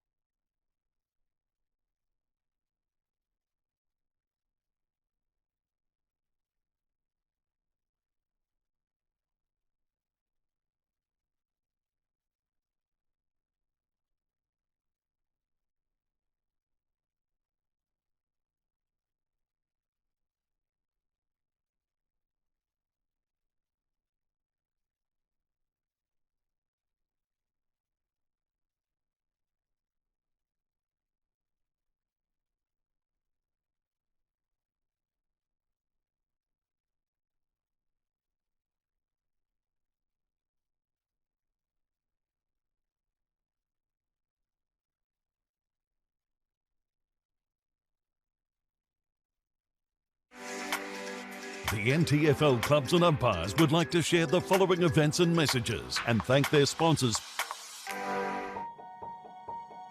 Getting my hands on the footy and just being with my mates. I like being outdoors. It just makes me happy. I don't like it when I get yelled at. It's pretty embarrassing when someone's shouting at you halfway through the game. It makes me feel like I'm useless and I can't do anything. We're just kids. We're just here to have fun. Let us do what we love. Just let kids be kids.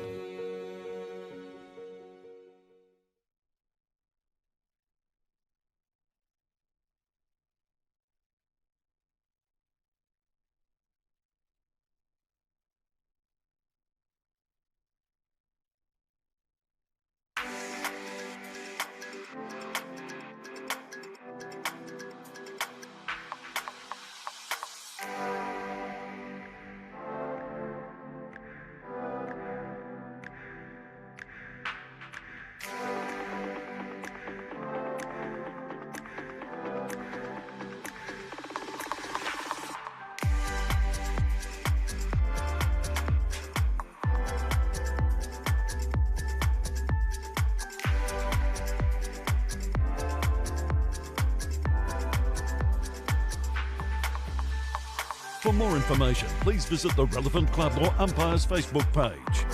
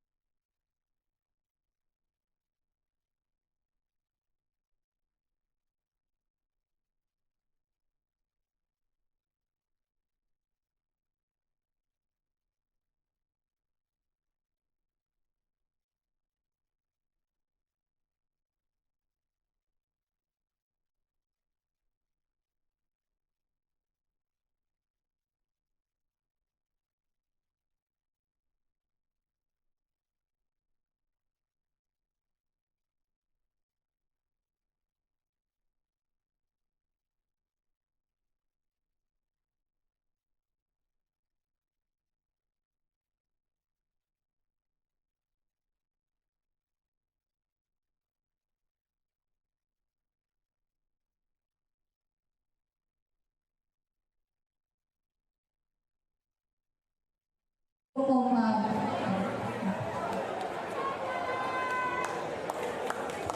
Extended for the next couple of years, along with Shannon Miller, their midfield coach, and they have the confidence in Chris Bucks leading this side, and he's just given his final instructions now.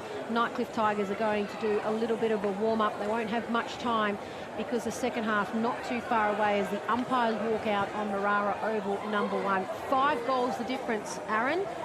Any changes? Can they do it?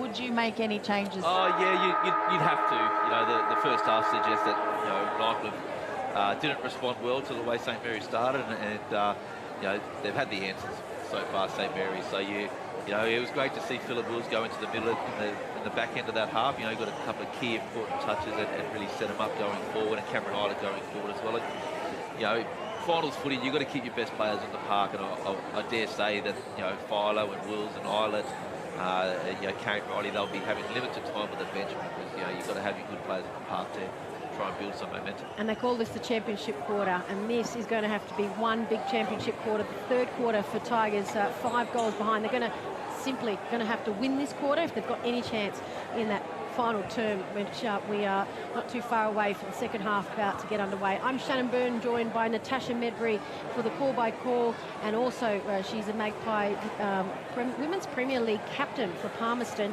and we're joined by Aaron Motlop, 3-time anti-Thunder Premiership, is back playing for Wanderers. Not the season that they would have wanted to finish off, but we're lucky that he's joined us in commentary. Big second half coming up, and for St Mary's we must touch on, this is a side, or it's not the whole side, but it's a majority. This is a team that came last season. They've never won or been handed a wooden spoon, and for what Anthony Vallejo has done, they finished second on the ladder behind Nightcliff. They were the only team to beat Nightcliff, and what they've come out in this qualifying final and produced has just been phenomenal when you think of, you know, 12 months ago. Yeah, it's been an amazing turnaround for that club, and you know, I think the club itself, you know, you don't sort of single out anyone in particular, but I think there's been a group of people that have really got it on board, and you know, it starts with the playing group as well, with players committing to playing for the season. And you know, Anthony Vallejo has done a great job in recruiting, you know, players and key players towards the team, and you know, getting that commitment and passion back into the Guernsey. You know, they've 50 odd years of you know, St Mary's in this league, and you know, the 30 odd flags in the clubhouse. You know, so they've got a lot of culture and a lot of experience and history that they, you know, they want the success, and they train hard for it, and they play hard for it as well. And that's what we're seeing, and that's what we're used to. St Mary's being so strong. So, you know, for Nightcliff, you know, I don't think they've been this rattled before in a game in the last 18 to 24 months, let alone a final. So we'll be interested to see how they respond to this. You see, we'll know exactly in the first 5 minutes, I reckon, where they'll come out in this third quarter. You look at who's in the middle for them. You know that they're playing to win now. They've got, you know, Island and Wills and Philo right in there, and looks like yep, the Rolls Royce of the midfield. Yeah, really, the big three. I don't think you can get a better midfield at the moment than that. But of course, it's your structures as well, and how well you're doing. And they're taking them away from different positions. So well done to St Mary's for them to have to make this move. And it looks like their first sort of change-up is putting John Butcher in the ruck. He's been starved of opportunities up forward, and just looking around the ground as well. You know, I think that's been a major change. Drugamullah and Miles sitting on the bench, the 2 ruckmen, and Natasha Medbury to get us underway. So Smith against Butcher, neither ruckman can win the battle there. Brody Philo kicked off the ground and again kicks it into the 50, picked up by Sharp, couldn't take the footy. Running pass is Bricknell. Bricknell puts it to the top of the square. Nightcliff can take the mark, and that's Trent Melville right in the first half, and he's come out and taken the mark in the goal square. So he's going to go back and kick the first goal of this third quarter. Well, he should kick the goal. I don't want to put the mockers on him. But well done. And a good kick in by Bricknell, just put it to the hot spot, and in the end it was an uncontested mark. Fantastic kick, and this is going to do wonders for Melville's confidence as well as he drills that goal. There goes another ball missing. Another ball missing, and the Tiger fans, you know, would love that as well, and so would the players as well, getting that first one out of the way, and you know, they know it's going to be a pretty big effort to chip away at this lead of St Mary's, but you know, that first goal, you know, definitely helps. And Bricknell from the 50 just put it to the hot spot there, and in the end, taken on the chest was Trent Melville, so that would get his confidence up and running, and we said that it would take 5 minutes for them to see where Nightcliff were at in this third quarter, and it took a minute. Well, we're going to have to see if they can get back to back. This is what they haven't been able to do in the first half of footy. So back in the middle, Trent Melville in a matter of seconds. Butcher up against Smith. Smith gets it, kicked out of the middle. Quick kick was from Daly, big up and under. And Cameron Eilert spoiled his own player. Numbers now with Nightcliff. Sean Wilson overruns it. Salmon picks it up, kicks it and straight into Eilert. Now picked up for the Nightcliff Tigers. And great pressure again from Salmon. And Salmon is doing a mountain of work, throwing his body around. And he's able to force the ball out on the boundary, 60 metres from goal on the right pocket, heading towards the Michael Long Learning Centre in favour of the Saints. Good contributor Salmon has been for St Mary's this season. Umpire tosses it in. Wills takes it from the ruck, kicks it into the centre square, just out in front of a teammate. Gets it back. That's Bricknell again, just puts it to the hot spot. Sharp in front, comes down, sharking it again is Melville. And Melville's kicked his second goal for this third quarter, just at the right spot, front and centre where you should be, off a pack. And picked it up and straight through the big sticks from 35 metres out. So, wowee, what a start here to the Nightcliff Tigers. They've got 2 in 2.5 minutes. That's great start for Melville as well. We spoke about his struggles in that first half, but really smart play and great work there from Philip Wills with the clearance there, and Irving Winter there with the handball into Bricknell. And I like Nightcliff's game plan, just trying to get the ball in forward. They've really isolated their forward line there with Sharp and Melville deep, and great front and centre there from Melville. You don't expect a key forward like that to be able to get that type of footy, but he was there, and great reward for him. 2 quick goals. Tigers back now with their 15-point margin they've got to try and get. And coming through, great hands out of the middle for the Tigers. Zachary Brain puts him into the top of the goal square, and it's going to go through for a point. And they're probably lucky in the end because Sharp was slipping over, and it was going to be an easy mark there for St Mary's, but it's hit the post, and they've even picked up another point. So Long, that's Jake Long, still in the defensive, or just outside the 50 here. I need to turn the aircon off in a minute, I can't see. We're frosting up here in the glass. But Cheek taking the mark, front of our commentary box, kicks it up the line, looking for Calder. At the back is Butcher. That's Danny Butcher, under enormous pressure. Well done by Paris. Paris just tracks the ball forward, picks it up and then kicks it along the boundary. It goes out of bounds. The umpire says throw it in. He was decked after he kicked it by Cheek. He's trying to show his muscle at the moment. There's the two nuggets at it, Arnold and Cheek. So the umpire's going to toss it in directly in front of the air-conditioned box here for Nightcliff Tigers. The air condition is off. It's warm outside. It's warm in the box in a minute. Ball being tossed in. And Butcher up against Clark. Butcher just picks it up from the rucking work he did. Got it to Hagan. Hagan was held with a long period after he got a handball away. Jackson Payne for St Mary's drops the ball and he just walks it over the boundary. Winter Irvine was hanging off the back of him. Hagan probably lucky there not to get a free kick against a hold. And we're going to get a ball tossed back in 10 metres around. So they are 60 metres from their Nightcliff goals on the right. Butcher in front, but it's come down to Long. And a big up and under from Jake Long. He's booted it, and the ball is going to be a free kick going to Cameron Eilert. Played on quickly by Jonathan Paris into the right forward pocket, falls into the lap, and that is just a wayward kick there from Nightcliff Tigers Butcher. And that is a missed opportunity there from the Tigers. Burnt a teammate, I think he did as well. Yeah, he had someone on there. I'm not sure who that was. It might have been Butcher. He's been a bit playing in the ruck, but yeah, you can see the game plan for Nightcliff is just to try and get it in deep and into our isolated forward. Jake Long kicks it out the defensive 50. Clark can't take the mark. Danny Butcher's there, hand passes to Eilert. Just gets around one, then taken to ground by Clark after he kicked it. In the back, the umpire says no, and the mark in the end is taken by Cheetahs. So in a tight angle, close to the grandstand here, about 35 out. Can he kick this one? Still just no breeze, so the flags aren't moving. What will be a great start to the third quarter if he can go back and kick this. This is their third in nearly 6 minutes. If he can kick it, Cheetahs, we're behind him, and he slots it through. You can hear the crowd. They've kicked their third in 6 minutes, couldn't go back to back in in the first half, and now they've got 3 in 6 minutes. Yeah, they're back. Well, it was a great kick there from Cheetahs as well. You know, really tough angle and a really tough pocket to kick goals from a TIO. And yeah, he's made it look easy there as we see the lead up to it. You know, Butcher and Cameron Isler with the 1-2 tandem there. But yeah, great kick in and really good body work as well. You know, Jake Long's been an experienced player down south. And, you know, he probably wouldn't be happy with that effort, but you know, it was a great mark there from Cheetahs and a great goal as well. Well, the best thing was the umpire said play on. It wasn't in the back, it was in the side, and it was using his body. I like that new rule where you can maintain your space. Margin now down to 7 points. Butcher just thumps it out of the ruck over Clark, goes down towards Edwards, who picked it up though at his defensive goal centre square. Now it's picked up from the Nightcliff Tigers. Cameron Islet wheels around Salmon, goes on to the centre half forward, and out in front is Butcher. He's doing it all at the moment. Was in the ruck, he's been moved back into the forward line. And Butcher just wiping the ball with his shirt.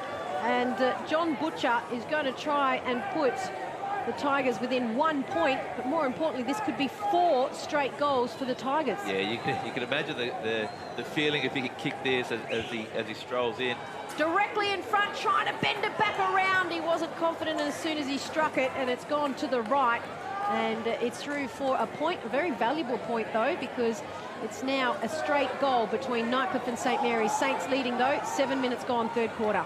Bit of a lazy kick there for his standards, Butcher.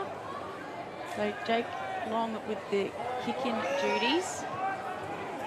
Oh, no, sorry, this is Jake. So it was Jacob that kicked it in. Jake up the line, looking for Saunders. Looked like he played on there. The umpire says no. So man on the mark is Sharp, as you can see there on your screen. Tries to get around him. Hand passes to Armat. Armat up to centre wing. Good mark by Jackson Payne. To hand pass, but went back, then kicks it up towards Calder, goes over his head, well read by Kick It back up the line. Jackson Payne was underneath it, goes behind him. Tracking at the footy is Paredes. He took a tumble and then he jumped straight back to his feet, got the footy and kicked it forward. Got a Falcon and hit someone in the head there for Tigers. Picked up by Bowles. Bowles quickly moves it forward. Saunders tries to get there. Hagen was taken high. The umpire says play on. Hagen's back in there. Morris Rioli Jr. pushed off the footy. Picked up by Ferreira. Morris Rioli Jr. kicks it out wide to Jacob Long. Jacob Long kicks him inside the forward 50, looking for Calder in the right forward pocket, 2-on-1. They had to be good defensively because Jack Johnson was on his own for the Saints, and they were. The Nightcliff Tigers have got it out of trouble, and they are now down on the outer wing. Comes back into Bowles, he steps inside, hurried kick off the right, looking for Cameron Islet, goes through his hands, he goes backtracks and picks up the ball, kicks it off the ground. Over it is a couple of Saints players, kicked off the ground by Cheek. Back in the middle, and it's Saints that are now under a mountain of pressure. Picking it up was Jake Long. Ball was put back on the ground.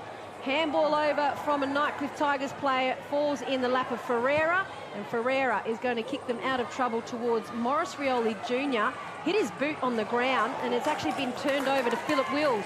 Puts it up towards the right forward pocket, and the kick, it's going to be a free kick to Butcher. And Raph Clark was all over him. His hands were high, and the ball, rightly so, going back to Butcher. And John Butcher is going to line up for his second. And that was a high effort there from Raph Clark.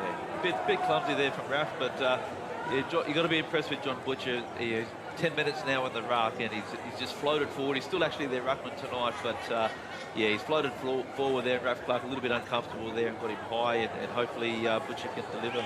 Butcher on his approach, and as soon as he kicked it, put his hands out to say, what have I done? And that is his second in a row that he's missed. This time, though, he misses to the left. Tigers pick up another point, and they go to 8-9-57, trailing the Saints 10-62. So the move's been made, and Shawnee Edwards has been put to full back. Davies been quiet. It's a hand pass to Jackson Payne. Payne fumbled it, then tries to quickly get root to ball. Picked up by Bowles, delivers it, just an up and under kick, going to land on the paint of the 50 at the back was Butcher. Butcher just shovels it to a teammate. Taken high was Hagen, played for the footy, played for the free kick, sorry, and the umpire didn't see it, so it's been penalised for holding the footy. St Mary's quickly play on. There's Jacob Long going down the scoreboard wing. Kicks it to centre wing. Good contest with Peris and Calder. Picked up by Ferreira. He's trying to get it out. Wilson for the Tigers. Kicks it forward. Bounces into the lap of Shawnee Edwards. Gets rid of Philip Wills. Got a hot contest here at the moment in the third quarter. Kicks it up the line. Morris Rioli Jr. Here he is. He's going to put the afterburners on. Look at him run. Has a bounce. Has another bounce. Goes into the 50 and then it's a terrible kick. Salmon's going to get there first. Puts it out in front of himself going into the open goal straight. He's kicked it. Has it hit the post? No, the umpire says it's a goal. Well done, Morris Rioli Jr. and Salmon have the first goal on the board in the third quarter for St Mary's. Yeah, great partnership there as well. I'm not sure what Morris Rioli Jr. was thinking there, but he obviously knew. Just seemed like the game slowed down once for all the other players when Rioli grabbed the ball here. He's just super quick, just left everybody behind. And I'm not sure what happened there, but obviously it worked out. Joseph Salmon knew exactly what was going on. Bit of a touch and the composure to be able to grab the ball and dribble along the ground. A great response there from St Mary's, their first goal of the quarter. That was not easy at all because he was being pushed out of play from Kane Rioli through the behind post. That pace and the accuracy and the angle was really shut down. So the celebrations were rightly so. Saints back out by 11. Miles is in the ruck against Ryan. No one able to win it comprehensively. Ball down on the ground. And it flips out. Looks like a trip. And they're going to play on. But that was a trip heading towards Nightcliff Tigers. John Butcher out on the lead from full forward. And straight in the breadbasket. And he has had a third term to like. John Butcher is doing it all at the moment. Great lead. It was a hurried kick inside the forward 50. Third time lucky, you reckon? Yeah, be interested to see if he can kick this, because I think the Demons will come out if he's even able to convert. Directly in front, and he has dropped that, and that is actually not an accurate drop. He has dropped that, and it's fallen like it out of his hands. You can see him wiping the footy as soon as he gets hit it. It actually was spinning as it went onto his foot, and that has gone to the left, and it's gone through for another point. So Tigers 8-10-58, trailing Saints 11-2-68. 13 minutes gone, third term. It's a slippery footy out there. Nick Yarran can't pick it up. Thomas Davies couldn't pick it up, but Nick Yarran, it's kicked in front of him on centre wing in front of the scoreboard. Picks it up, kicks it forward, but it lands in the hands of Bowles. That's for the Tigers. Has a player on his own, and that's Wilson. Started the game well. Kicked 2 goals in the first quarter. White in the second. Delivers it inside the 50. It's a booming kick at the back was Butcher, but Saunders got a hand to it. Davies tries to push it forward to a teammate. The only player that was there was Sharp and goes across the face. Put the snap on and it goes out of bounds in the left forward pocket for the Tigers.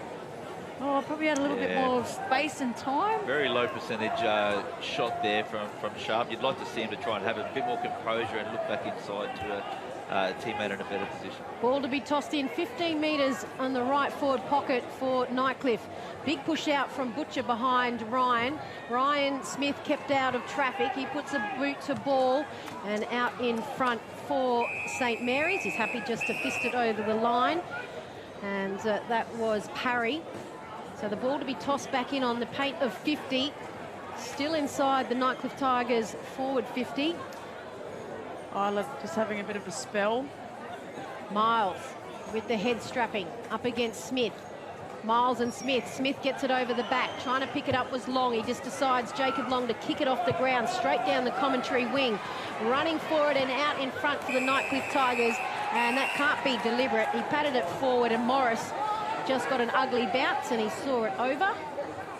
And that's going to be tossed back in right where St Mary's are all in their dugout. Salmon coming back on for Cheek. Fire. Pushes it in. Miles and Smith trying to wrestle each other. The umpire says play on. Good call. Payne with a hand pass over the top to Rioli. Just nearly shrugs the tackle. He's strong in the legs. Chopped off by Philo. Philo close to the boundary. Tackled by Payne. Picked up by Joggamulla. Couldn't pick it up in the first attempt. Then there's Shawnee Edwards. Good pick-up. Quickly on the left. How does the ball bounce? Clark goes for it. So does Morris Rioli Jr. Salmon's there as well. Look at the speedsters. Kicked off the ground by Butcher. That was Danny Butcher.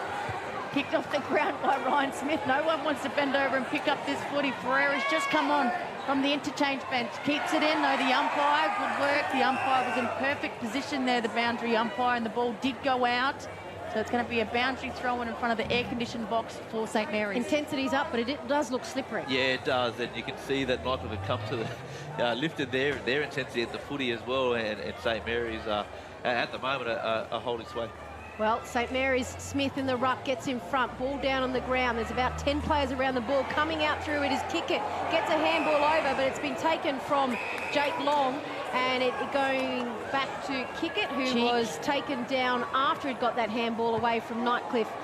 And Nightcliff, well, a wayward kick from Jaden Kickett. Well done to Cheetahs. He was able to take the mark. He's directly in front of St Mary's interchange, commentary wing. Goes down the wing, and he's been hit after kicking it as well. Ferreira hit him late, but the player is playing on. St Mary's, Saunders picks it up, runs through the middle. Boot on ball, looking for Shannon Rioli in front.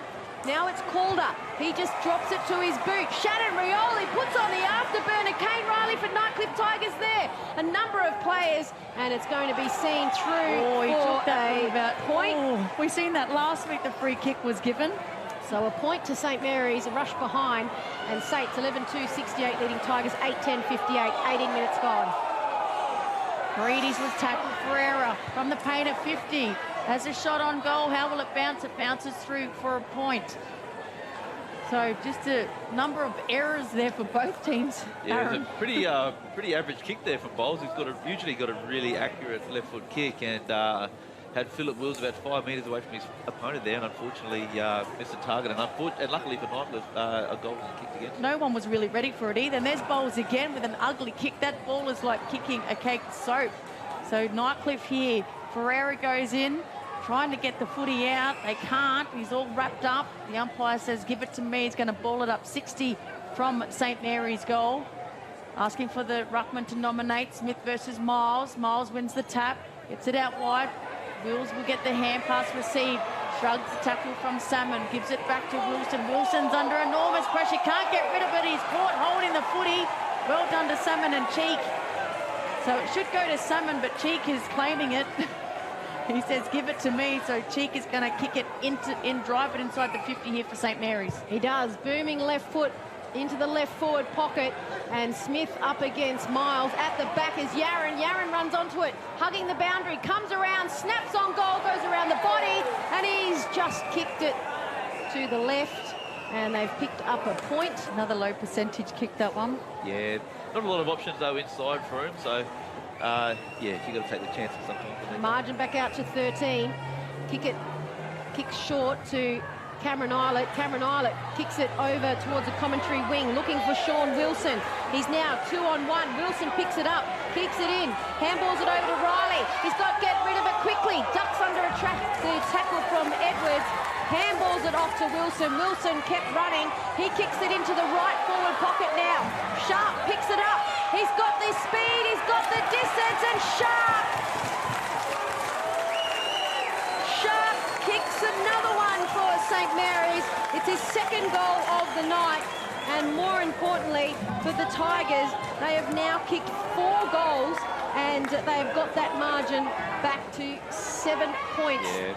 And he's down on the ground injured though. Yeah, Wilson just a couple of really huge efforts here, and the follow-up here from Riley as well to reward him, Shawnee Wilson, for the run there. And he had Sharp a little bit shorter on there, but chose to go to Winter Irving, sorry. And great work there from him as well, just to take the tail off and give Sharp an extra couple of steps to be able to steady and geez, they just got it on there. But yeah, great chase from Jake Long. Yeah, if that Shepherd hadn't have been put on, Sharp would have been run down. Yeah. Back in the middle, it's thumped forward. Nightcliff's advantage here.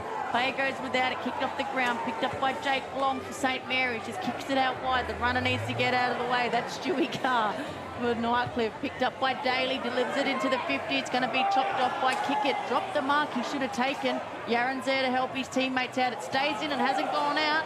All the players stop. Well done, Paris. Gets it to Arnold. Arnold kicks it forward, only 5 metres. Picked up by Daly. Daly with a booming kick close to the boundary. They all fly for it. Comes off the pack. Paris read it best. Was held without the footy. The umpire says, let it go. Pushed off the kick was Bowles. Bowles has enough time to get the hand pass over the top to a teammate that is absolutely smashed by St. Mary's. Tried to kick it off the ground was Buderick. Can't, picked up by Salmon, just lowers the eyes. Calder's got some room, dances around. Ugly looking snap, but nearly fell in the arms of Salmon. Just couldn't take the mark. The ball is very slippery out there. If you're watching at home, listening, that's why the players are just having a bit of hard time trying to take the marks and grab it the first touch. Cleared out of defence. Brain can't take the mark for Nightcliff. Kicks it through the centre square. Trying to clear here for Nightcliff is the Tigers here, picked up by Wills. Wills running 100 miles at the ball. Braxton Armack takes him out. Drugamola has it, gives it back to Wills. Wills with a backward hand pass to a teammate, delivers it into the 50, and all by himself is Michael Hagan with an uncontested mark directly And in it's front. actually going to go down forward. Ryan Smith is going to get a free kick against him. He's been pushing John Butcher in back play, so free kick down the field. Someone might need to get Butcher a towel. We'll I reckon. I don't know how confident he is. Look confident, yeah, he does doesn't look confident, the poor fella, but you know, this is 25 metres out, you know, his team bring him back to within a point, and he does it. Goes straight through this time, and he's happy all about it as well. So fourth time lucky for Butcher. That's his second for the game. And then runs straight back to the ruck. That has been the move of the third quarter, is John Butcher in the ruck. Yeah, it has. You know, having you know, I guess you can call it the holy trinity of Ireland and Philo and Wills in the centre there as well. Just, you know, setting the standard for the Tigers team. But I've been really impressed with the run as well down back from Kane Riley and Jaden Kicken and Bowles, who really, you know, Jonathan Paris really becoming more attacking as well. So, you know, the challenge now is for St. Mary's. You know, Tigers are back to within a point, but for St. Mary's now to respond. Great crowd on hand, and the Tigers fans are alive. They're 1 point behind. They haven't led all match. Ball tossed up. Smith wins it for St. Mary's, slaps it forward, but it's Philo that read it best. He runs and takes a bounce. He was held, and he is going to be held, and they're going to not play that on, but a great chase from St. Mary's Daly, and that's no mean feat to run down the speeds to Philo, but he puts them in towards the full forward area, and a great mark. Big hands out in front. Calder takes a strong mark just in front of Jonathan Paris. And Calder is going to have to go back and try and kick it. Slight angle to the left, kicking towards the Michael Long centre. And he'll hit this from about 35 metres. Yeah, been really impressed with Calder tonight and throughout the whole year as well. He's been such a fantastic addition to the St. Mary's Footy Club and really straightens up you know, his team as well. Just having a big, strong marking presence in that forward line. And you know, I think he's lining up for, I think, his third or fourth goal for tonight. So Calder comes in, looking for his third tonight from 40 metres, and it is straight over the umpire's hat, and Calder picks up his third.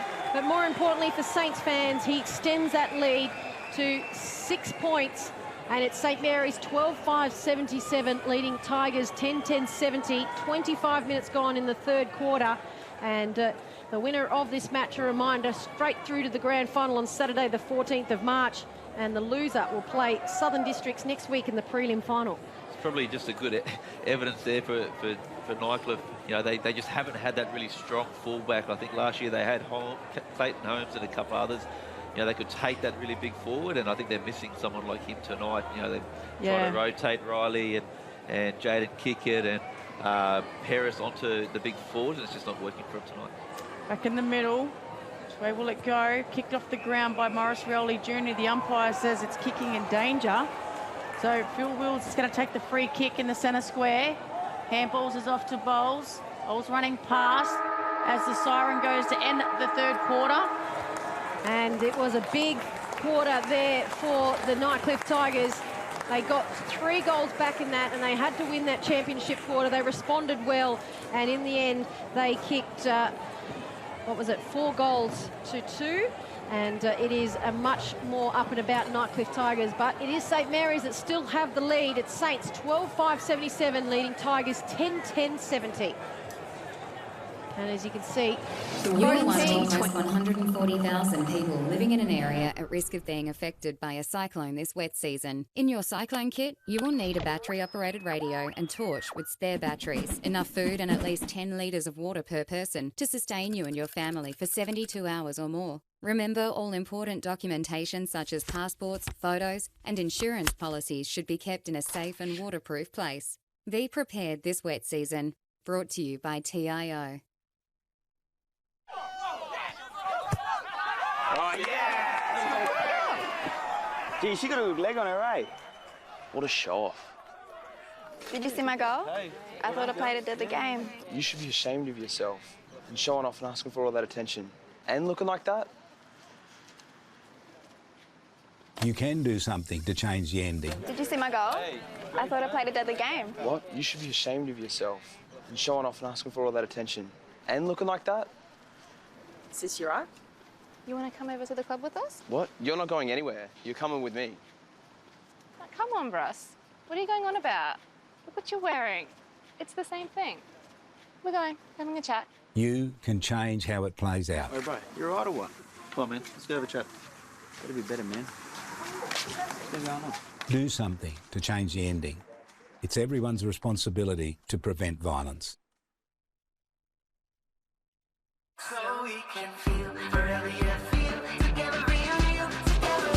No one can stop. No one can stop.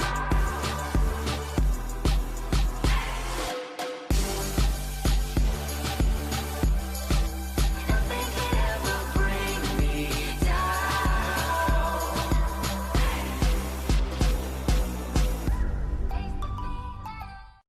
We've always done it tough in the Territory, because tough always has to be done, and where the needs of many sometimes require the actions of one. As we head into the storm season, Power and Water is committed to doing what needs to be done, building and maintaining the engine room of the Territory, investing in our communities, and always focused on one thing: protecting what's truly precious. To protect your loved ones this storm season, visit powerwater.com.au/prepare for tips and fact sheets. CFS Schoolwear is the perfect choice for quality custom-made school uniforms. Ideal clothing for all school-related activities, whether it's 50 or 500 students, we have what you need. Contact the Cricket and Football Shop NT for your free CFS Schoolwear quote today. Let's see. Roma, Verona? Perhaps Barcelona. Make your dream holiday a reality. Book your next getaway at Flight Centre with interest-free holidays and flexible repayment options. Best in the air. And everywhere. Flight Centre. Intersport, new concept store now open in Casuarina Square. Come in and check out a world-class shopping experience. Dedicated sports zones. Now stocking only the biggest brands in tennis, cricket, fitness from treadmills to benches, boxing, swimming, darts, pool and table tennis. For awesome service and advice, still locally owned and operated, the all-new Intersport concept store. Now open at Casuarina Square. We're here for when the heavens open and the winds howl. We're here for when the water just won't stop. We're here for the wet and we're here for the dry. We're here because we know there's nowhere else you'd rather be. And there's nowhere else we'd rather be either.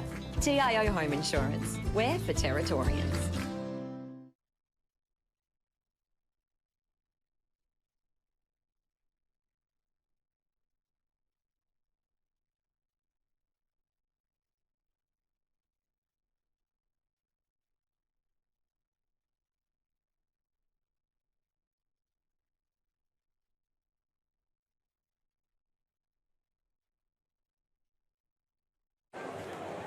This is an area and a footy ground where the coaches have about 20 extra people with ears listening in of every instruction they're giving for this final term, and it's a big one coming up. You can just feel it. There was a lot of people out there listening in to the final instructions from first-time coach Anthony Bellagio for St Mary's, trying to get his side straight through to the grand final, and for Chris Bucks in his third year as head coach of Nightcliff Tigers, he is trying to do the same for the reigning premiers. You just saw the defensive area for Nightcliff Tigers as well. You know, Kane Riley led it with Bowles, then get Jaden Kickett. They all came in together and they were in a huddle. And while it's a team game, it really is defensive mids and forwards as well, isn't it, Aaron? Yeah, it is. And you generally see that as well during the quarter-time breaks. And whatever chance they get to just really get with their groups and just say a couple of key messages that can really help in those little stages of the game. That's the voice of Aaron Motlop, our expert tonight. I'm Shannon Byrne and Natasha Medbury to get us underway. Final turn. The umpire throws it up. Smith with the easy tap down. Eilert trying to get his hands on it. Salmon's in there for the St. Mary's. Morris Rioli overruns it. Picked up by the Nightcliff Tigers. Trying to slap forward was Brody Follow. Good work by Yaron. Kicks it to Shawnee Edwards, who's moved into the midfield. At the back, under enormous pressure here is the Tigers defenders. Kicks it out wide. Just tracking it here is Nick Yaron. Just gets around Jaden Kickett too easily. 70 metres out, just delivers it low at the eyes and finds Shannon Rioli 5 metres in space, takes the mark. He's going to kick it from 50. Slight angle, no breeze. This will bring the house down of St. Mary's if you can go back and get this within a minute of the last quarter. Yeah, be a great response as well, considering that third quarter. Trent Melville started with a couple of goals early to get his confidence up at Nightcliff as well. And Shannon Rioli, a very accomplished player as well, and a beautiful kick of the ball as well. He will have no problems getting the distance here, and it'll be a great start for St. Mary's if he can change this one. Soaking up every second he can take, kicks it from the paint of 50, and it does not move. It's gone through the big sticks, and he's showing everyone he's jumped with the Tigers fans. Shannon Rioli has kicked the first goal of the last quarter here for St. Mary's to take them 13 points in front. So good start to this last quarter for the Saints. Yeah, just a bit of a hurried kick there, which tends to happen as well with the pressure in the back line as well. And just the composure here of Yaron, and a great lead too. You can't see it on the screen there, but Shannon Rioli knew exactly where to run there, and you can see he had a few metres on his opponent there, and made Nightcliff pay with a beautiful kick to goal. And didn't blaze away, lowered his eyes and hit up the target. Very smart work there, Yaron to Rioli. We've been calling it all season. Out to 13 now, St. Mary's. Up in the ruck. Ryan Smith gets a huge thumping kick towards Salmon. Salmon gets an ugly boot towards it. Now they're just inside their forward 50. Just overrunning it was Jaden Kickett. Now he picks it up, scoops it up one hand, and he's been tripped, been told to play on. Morris Rioli Jr. tried to put in the forward 50, came off the side of his boot, and now it's going to be Yaron. Great bounce off the player. He gets a handball back from Salmon. He's absolutely cleaned up from Winter Irvine. And it's going to be Parry that puts it inside the forward 50 on the right. Awkward bounce, picked up by Nightcliff's Morris. Morris gets it out towards the commentary wing. Jumping over it was Long. Winter Irvine gets a handball down towards Hagan. He tried to bat it over the back, and the two Longs, that's Jacob Long and Jack Long, see the ball over the boundary, and it's going to be tossed in favour of Nightcliff on the commentary wing. I like them. Jacob Long playing in the back line. He's very dangerous back there with his speed. The umpire tosses it in. Here he is here. Long gets the hand pass out to Daly. Daly with a quick kick forward. In front was Clark, couldn't take the mark. Henry Labastida, hand passes to Clark, close to the boundary. The experience of Clark just takes it over. Was showing the umpire he tried to keep it in, but he had one intention, and that was to go over the boundary. So boundary throw in front of the Nightcliff interchange. Interesting setup here. We've got Cameron Eilert just floating by himself in the corridor. If Nightcliff have managed to get the ball here, I reckon he'll be the first recipient of an attacking play. Winter Irvine up against Parry. One down on the ground. No one can pick it up cleanly. Long tries to barge his way through. He's tackled to the ground by Arnold. That was Jack Long. He just gives the ball back to the umpire. And still by himself, Henry Labastida now is going to pick up Cameron Eilert. Parry and Winter Irvine still in the ruck. Winter Irvine didn't get a fist to it. Now coming out is Sean Edwards. Oh, and he's going to give away a free kick, a side bump that was too high. And playing on quickly was Cheetahs. Lucky to bounce up after that. Puts it inside the 50. Drop mark from the St. Mary's defenders. Long. That's Jake Long trying to wheel out of traffic. And Nick Yaron is all the way down defensively trying to help out. And the ball is going to go to be tossed back in. And it is going to be 60 metres around from the Nightcliff goal on the left post. Yaron was just given a bit of a shove in the back after that contest. The umpire let it go. Ball tossed in to Irving. Gets the ball down. Kick forward here for the St Mary's, and just out of bounds in front of Jackson Payne. A little bit tired and flat Jackson Payne. Kane Riley's his opponent, so another boundary throw in. Jacob Long just in the hands of the trainer at the moment too. We'll keep an eye on that. Doesn't look too well, so another boundary throw in. The umpire tosses it high. Winning the front position is Smith. He stayed on the ground and still won the tap. Salmon taps it to the advantage of himself. He's tracked by Arnold. Arnold's in there with Wills. Wills is on Salmon's back. The umpire says in the back, so the free kick is going to Salmon. Salmon quickly plays on around 3 Tigers that were standing the mark. Delivers it into the 50, looking for Calder. Gets to the back, tracking back is Morris. Oh. That's footer taken by Morris Rioli Jr. And the umpire has said that is holding the footy. Didn't give him much time to dispose of that footy. Jeez, but the free kick is going to Morris Rioli Jr. Already has 3 for the night, and this is not impossible for him. No, it isn't. It isn't. And very unlucky there with that decision. But what a lot of AFL players will tell you across the country is that when there's a Rioli in the forward line and it's defensive possession, just watch out and look at that finish. How easy was that from the pocket? That's his 4th goal of the game. So 2 in the first quarter, 1 in the second, now 1 in this last. That is the X factor. And you do think who is hot on your tail, and when it's a Rioli, you want to get rid of that ball. Oh, you want to get rid of it real quick. You know, Cyril and Daniel have done it at AFL level, and Willie, of course, and now you're seeing it here with young Morris. It's quite special just being here watching what he's done tonight. He's had limited moments with the footy, but geez, he lights up the game when he gets the footy, and with finishing like that as well. And he did against last week. Yeah, he did. He would look perfect in a black and white jumper. Collingwood, he would look brilliant. Not tonight, though, because that's Nightcliff Tigers. Not tonight. But yes, Morris Rioli with that goal, he's got it out to 19 points. So 2 straight goals for St Mary's. They're again clearing it out through the middle. Daly, huge up and under at the forward 50. Johnston was the target. Comes back into the middle to Sean Edwards. He puts a hurried kick down to the left. Still on the paint of 50. Morris Rioli Jr., the man we were talking about. Clever handball behind. The ball still on the ground over on the left. Underneath it is Labastida, and the Nightcliff Tigers are going to get out of trouble through their captain, Philip Wills. He goes down the outer wing, but there's 2 players on one. Goes over the head. Backtracking is the big man, the ruckman, Ryan Smith. Gets there, receives the handball back. Handballs off to Matt. Matt kicks it down, and it's Paredes that takes the mark right underneath the scoreboard on the outer side. He plays on around the captain, Philip Wills. Philip Wills, though, diving push, and that should have been incorrect disposal, but it's Nightcliff Tigers trying to go through the middle. An ugly handball that didn't hit Philo is going to see players pack on, and they're in the middle of... Are they doing it deliberately? Talking about Arnold and Sharp. Ball 1 down. It's coming out through Nightcliff Tigers, talking about Arnold. He gets a hurried ball for Nightcliff Tigers inside the forward 50. And at the front there, wasn't able to mark it, was Trent Melville. Butcher's out on the left forward pocket, trying to see if he can get it off Long. And Jake Long will see it over the boundary, 40 metres around from the Tigers' right post. Good to see Jacob Long's back out there, but now Cheek comes limping to the boundary line for St Mary's. So the umpire tosses it in. Davies against Butcher. So tracking it here is Hagan. Hagan can't pick it up. Edwards, Shawnee Edwards clears it for St Mary's. Inside out Torp.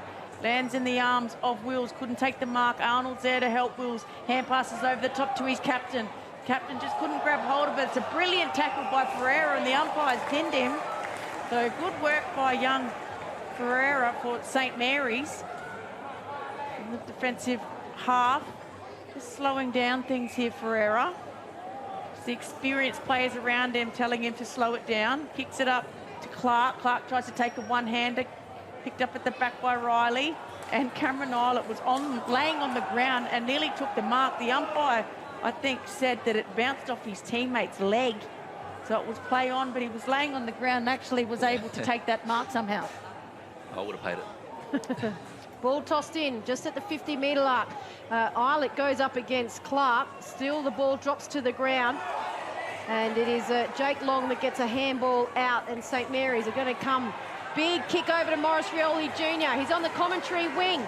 He's up against the player in Butterick, and then he has been absolutely cleaned up by Bowles. And a free kick to Morris Rioli Jr. in the middle of the commentary wing. He goes short to Shannon Rioli. Just the worry of how fast he is at ground level. They tried to take him out of the contest.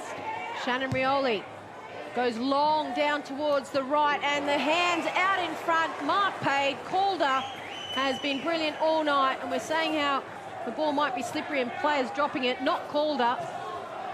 Calder told to come around. 45-degree angle on the right. Could give it to Shannon Rioli running past. Decides to kick it in the right forward pocket, looking for Johnston, and Johnston drops a mark over the boundary, 10 metres out from the right post.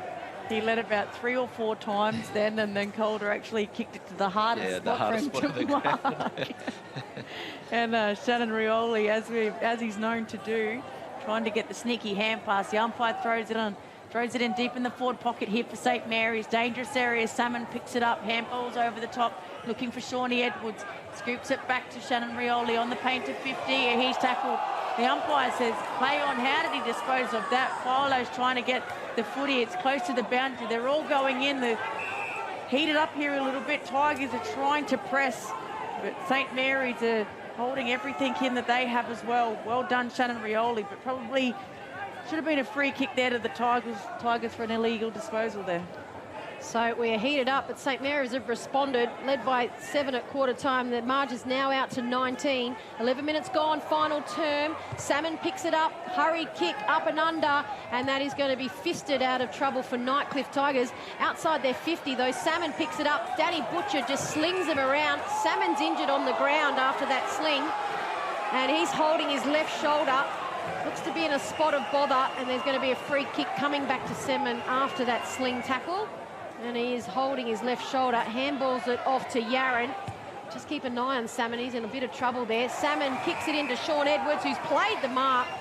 And Sean Edwards took a good chest mark, and he's going to have to kick it 48 metres with a slight angle on the right. He's been a good player tonight, Salmon. Yeah, he has. He's a running machine, young Joey, and he's... got a bit of a shoulder issue right there. And Raf Clark has just whacked him 3 times on the injured shoulder. I think he forgot.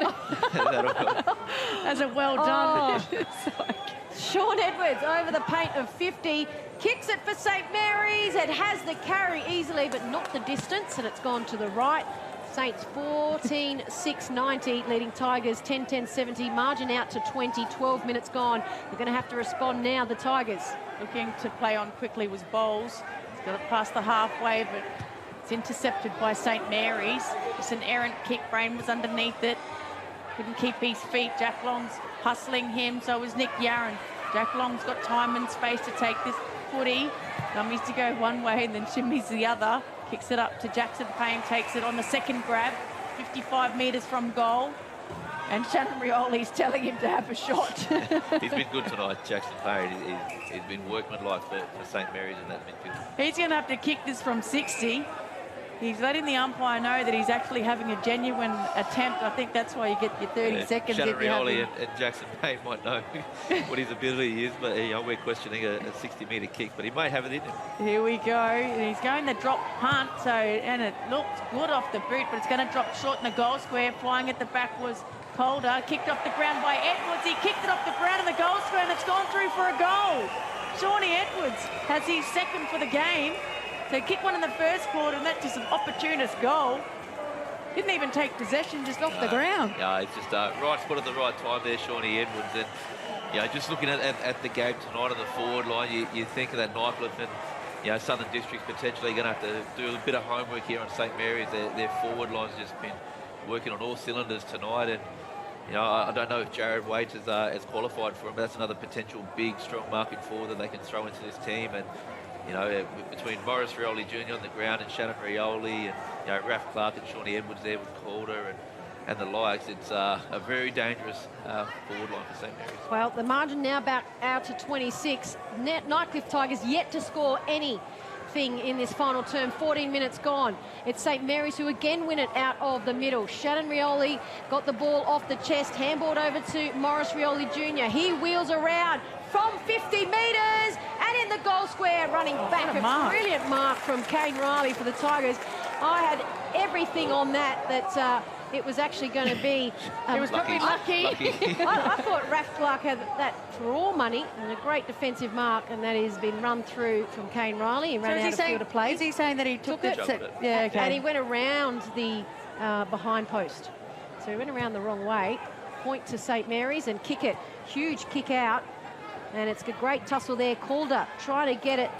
Jonathan Paris just taps it forward as he was falling over. Parry for St Mary's, right forward pocket, hurried kick.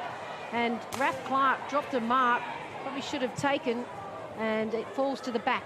Jonathan kick it, very dangerous kick across the goals, and Kane Riley wasn't able to pick it up. Now it's St Mary's trying to keep it inside their forward 50, and Philip Wills has been able to play on out the outer wing. He's going to find Trent Melville, tracks back, puts it inside the forward 50. At the back, Hagan, 1, 2, 3, takes the mark. What a great juggling mark from Hagan. And Hagan, he has started to cramp as well as he fell down, and Hagan has taken a brilliant juggling mark. Right leg is starting to cramp for him. Yeah, he's been suffering from cramp the last couple of quarters, actually. He started pretty early in the second quarter. I noticed he went down with cramp. And obviously a very vital player for their team with his speed and his skill and just the X factor that he brings to the team defensively. So be a great reward for him if he can kick his second full mark. Kicks it from 35 metres, slight angle, trots in, kicks it straight and gets their first for the final term. And more importantly, gets that margin back to 20 points. 16 minutes gone. This is going to be a close finish if they can get back-to-back goals. Yeah, it starts in the middle as well, and a great defensive effort there to cause the turnover on Shawnee Edwards there. But it was that kick, wasn't it? Yeah, that kick, kick from Philip Wills over the back to Butcher, and just a quick kick in to a one-on-one, and Michael Hagan, just a great juggling mark there, and just the mentality, the attitude to compose himself as well and really settle himself and finish off, and his team really needed that goal. Back in the middle, Clark gets Butcher. Butcher's back in the ruck. Butcher slaps it forward. Hit off the ball was Paredes. Wills takes possession, delivers it into the 50. Trying to take a one-hander was Drogamala. There's the goal kicker, Michael Hagan, but he's tackled well by the St Mary's defender and Jacob Long, who's laying on the ground. He's hurt himself. Picked up by Cheetahs. Cheetahs puts it to the hot spot, top of the goal square. Cracking it back close to the boundary. Butcher keeps it in smart. Sharp over the top. Intercepted by Cheek. Cheek keeps it in front of him. They've got the numbers here, the St Mary's, but picked up by Bricknell. Bricknell back to Eilert. Dropped the mark. Plays on, dances around one, then goes for goal, and he's missed to the near side. Gee, they would have got the Tigers up and about if he kicked that one. Yeah, don't underestimate too that desperate attempt from Cheek to just a little bit of pressure on Cameron Eilert just to put him off. That would have certainly got the Tigers fans up and about. You don't see him fumble very often, but it was just that slight fumble by Eilert. So ball kicked in from Jake Long.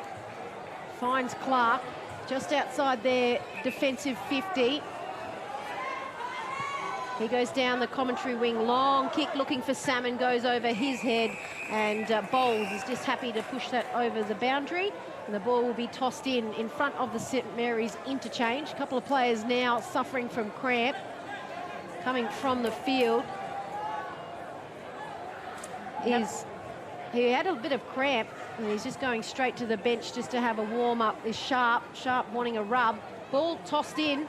Out in front is Bowles, and was that Paris? Paris misses a hand pass to Bowles, and the ball will be tossed in between the two interchange areas as Sharp is off with cramp, and this is going to be a thrilling finish coming up. 18 minutes gone, and there is 20 points in it. Umpire tosses it in right in front of our commentary box. No advantage out of Ruckman. Wills, he's really lifted in this last quarter, the captain for the Tigers. An errant kick underneath it was Jacob Long. Couldn't take the mark. Taken high was the St Mary's player in Davies. The umpire didn't see it, and the ball goes out of bounds for a boundary throw-in. Bit of a niggle there between Hagan and Cheek. Need to play the footy. The umpire tosses it in. 80 around from the Nightcliff goal. Hit down to Bowles. Can he get around long? He does. Then he dragged to the ground. And an uncontested mark by Thomas Davies deep in the back pocket for St Mary's. He switches plate, goes out to the left back pocket, finds Ferreira. On the mark is Wilson for Nightcliff. He just holds it up, Ferreira. Running hard and coming through is Saunders for St Mary's. Dropped a mark, but he's able to pick it up. Dodges through one, gets around Philo, puts it on the right out towards Calder, who's underneath the scoreboard. And he gets a kind bounce. Gets an ugly kick off the boot, though. In front, nearly got a mark, was Labastida. Yaron picked it up. Handballs to Edwards. Edwards, his tackle brought down. Morris Rioli Jr. Quick kick and a great defensive work again from Kane Riley. He comes back through and has collected Yaron, and there is going to be a free kick against Yaron. Just as I said, Kane Riley had done a amount of work. Yeah. He's got to get, he's like the Joel Selwood of the NTFL, Nick Yaron. He gets hit high that many times in the head, it's not funny. Yeah, and it's just the way he plays his footy too, which, he's got to be careful, obviously, with sort of concussion that's going around, but, the way he plays his footy, you've got a lot to, admire with him. He never backs off. Over the footy, he doesn't take a backward step, and, considering, what he's got to work with too, is a young man, he's very fit, but, he's as hard as nails as well, so... he's been one of the form players, I reckon, for St Mary's across the year. A lot of credit, a lot of talk goes towards Paredes and Calder and the like, but I think he's had a really strong year. And he started in the midfield this game as well, which was good to see, and they missed him last season, didn't play as many games last season. And Dominic McCormack's always wanted to see him on the ball to start it. Well, he can put them out to a handy 26-point lead. Yaron trots over the 50-metre mark.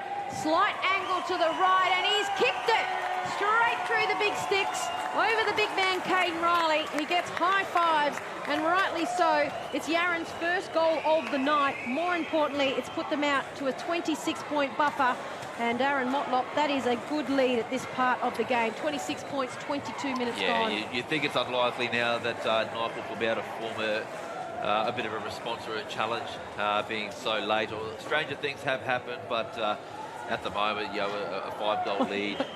I said that once when your dad was coaching the Buffaloes. It was never, he was not going to lose this game. And I think Tiwi come and kicked 5 goals in about 3 minutes and they lost. Your dad has never let me live that down.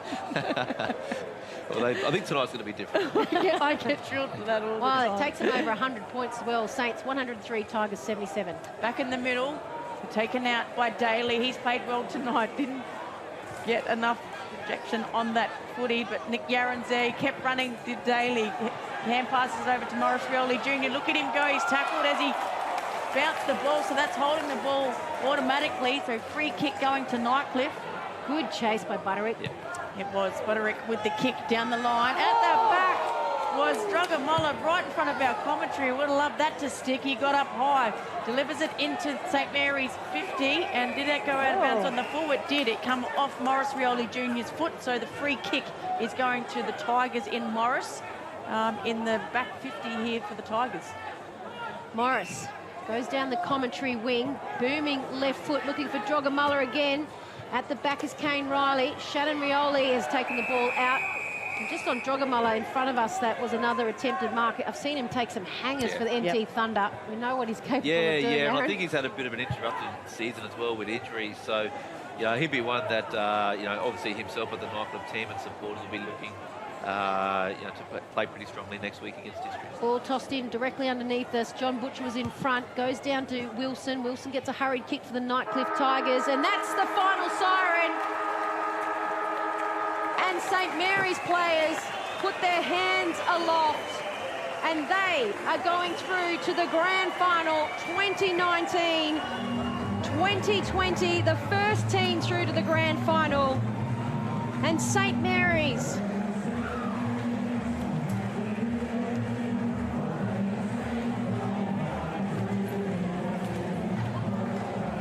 well, the famous song through the final series we've heard many times, ringing out here at Marara Oval. But Aaron Motlop, we have not heard that last season, and what a turnaround for a team. They finished bottom last season. They got their first ever wooden spoon, and the St Mary's side have been the only team to beat Nightcliff this season. They've done it twice now, back in round 7 for 27-point margin, and they've done it tonight with a 26-point margin. They're straight through to the grand final. Yeah, it's a great effort by St Mary's. Obviously, the well documented last year that their struggles, and to be able to turn it around and qualify now for a grand final just goes to show what they've been able to do on and off the field as well. And Nightcliff, they were a great challenge tonight.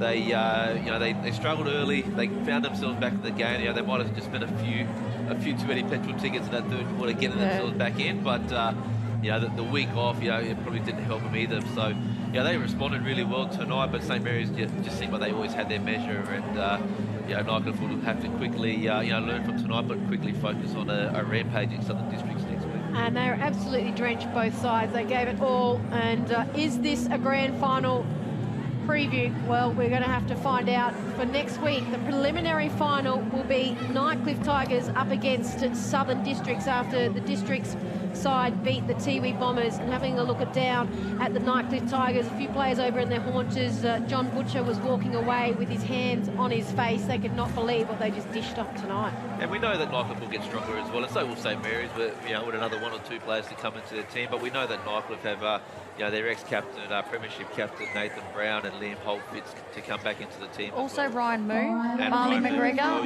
There's about 4 players I've seen that I thought. So they can get a lot stronger. Obviously Nightcliff, and they won't be happy with how they played tonight for certain parts of the game. So they're a very professional team as well, Nightcliff. So that you expect them to respond really well next week. Wow, that has been a big night for St Mary's as well. So St Mary's led by 18 points at quarter time, 27 points at half time. Then it was a big third quarter from the Tigers, and Saints just had that slight 7-point lead at 3/4 time. And in the end, it was St Mary's by 26 points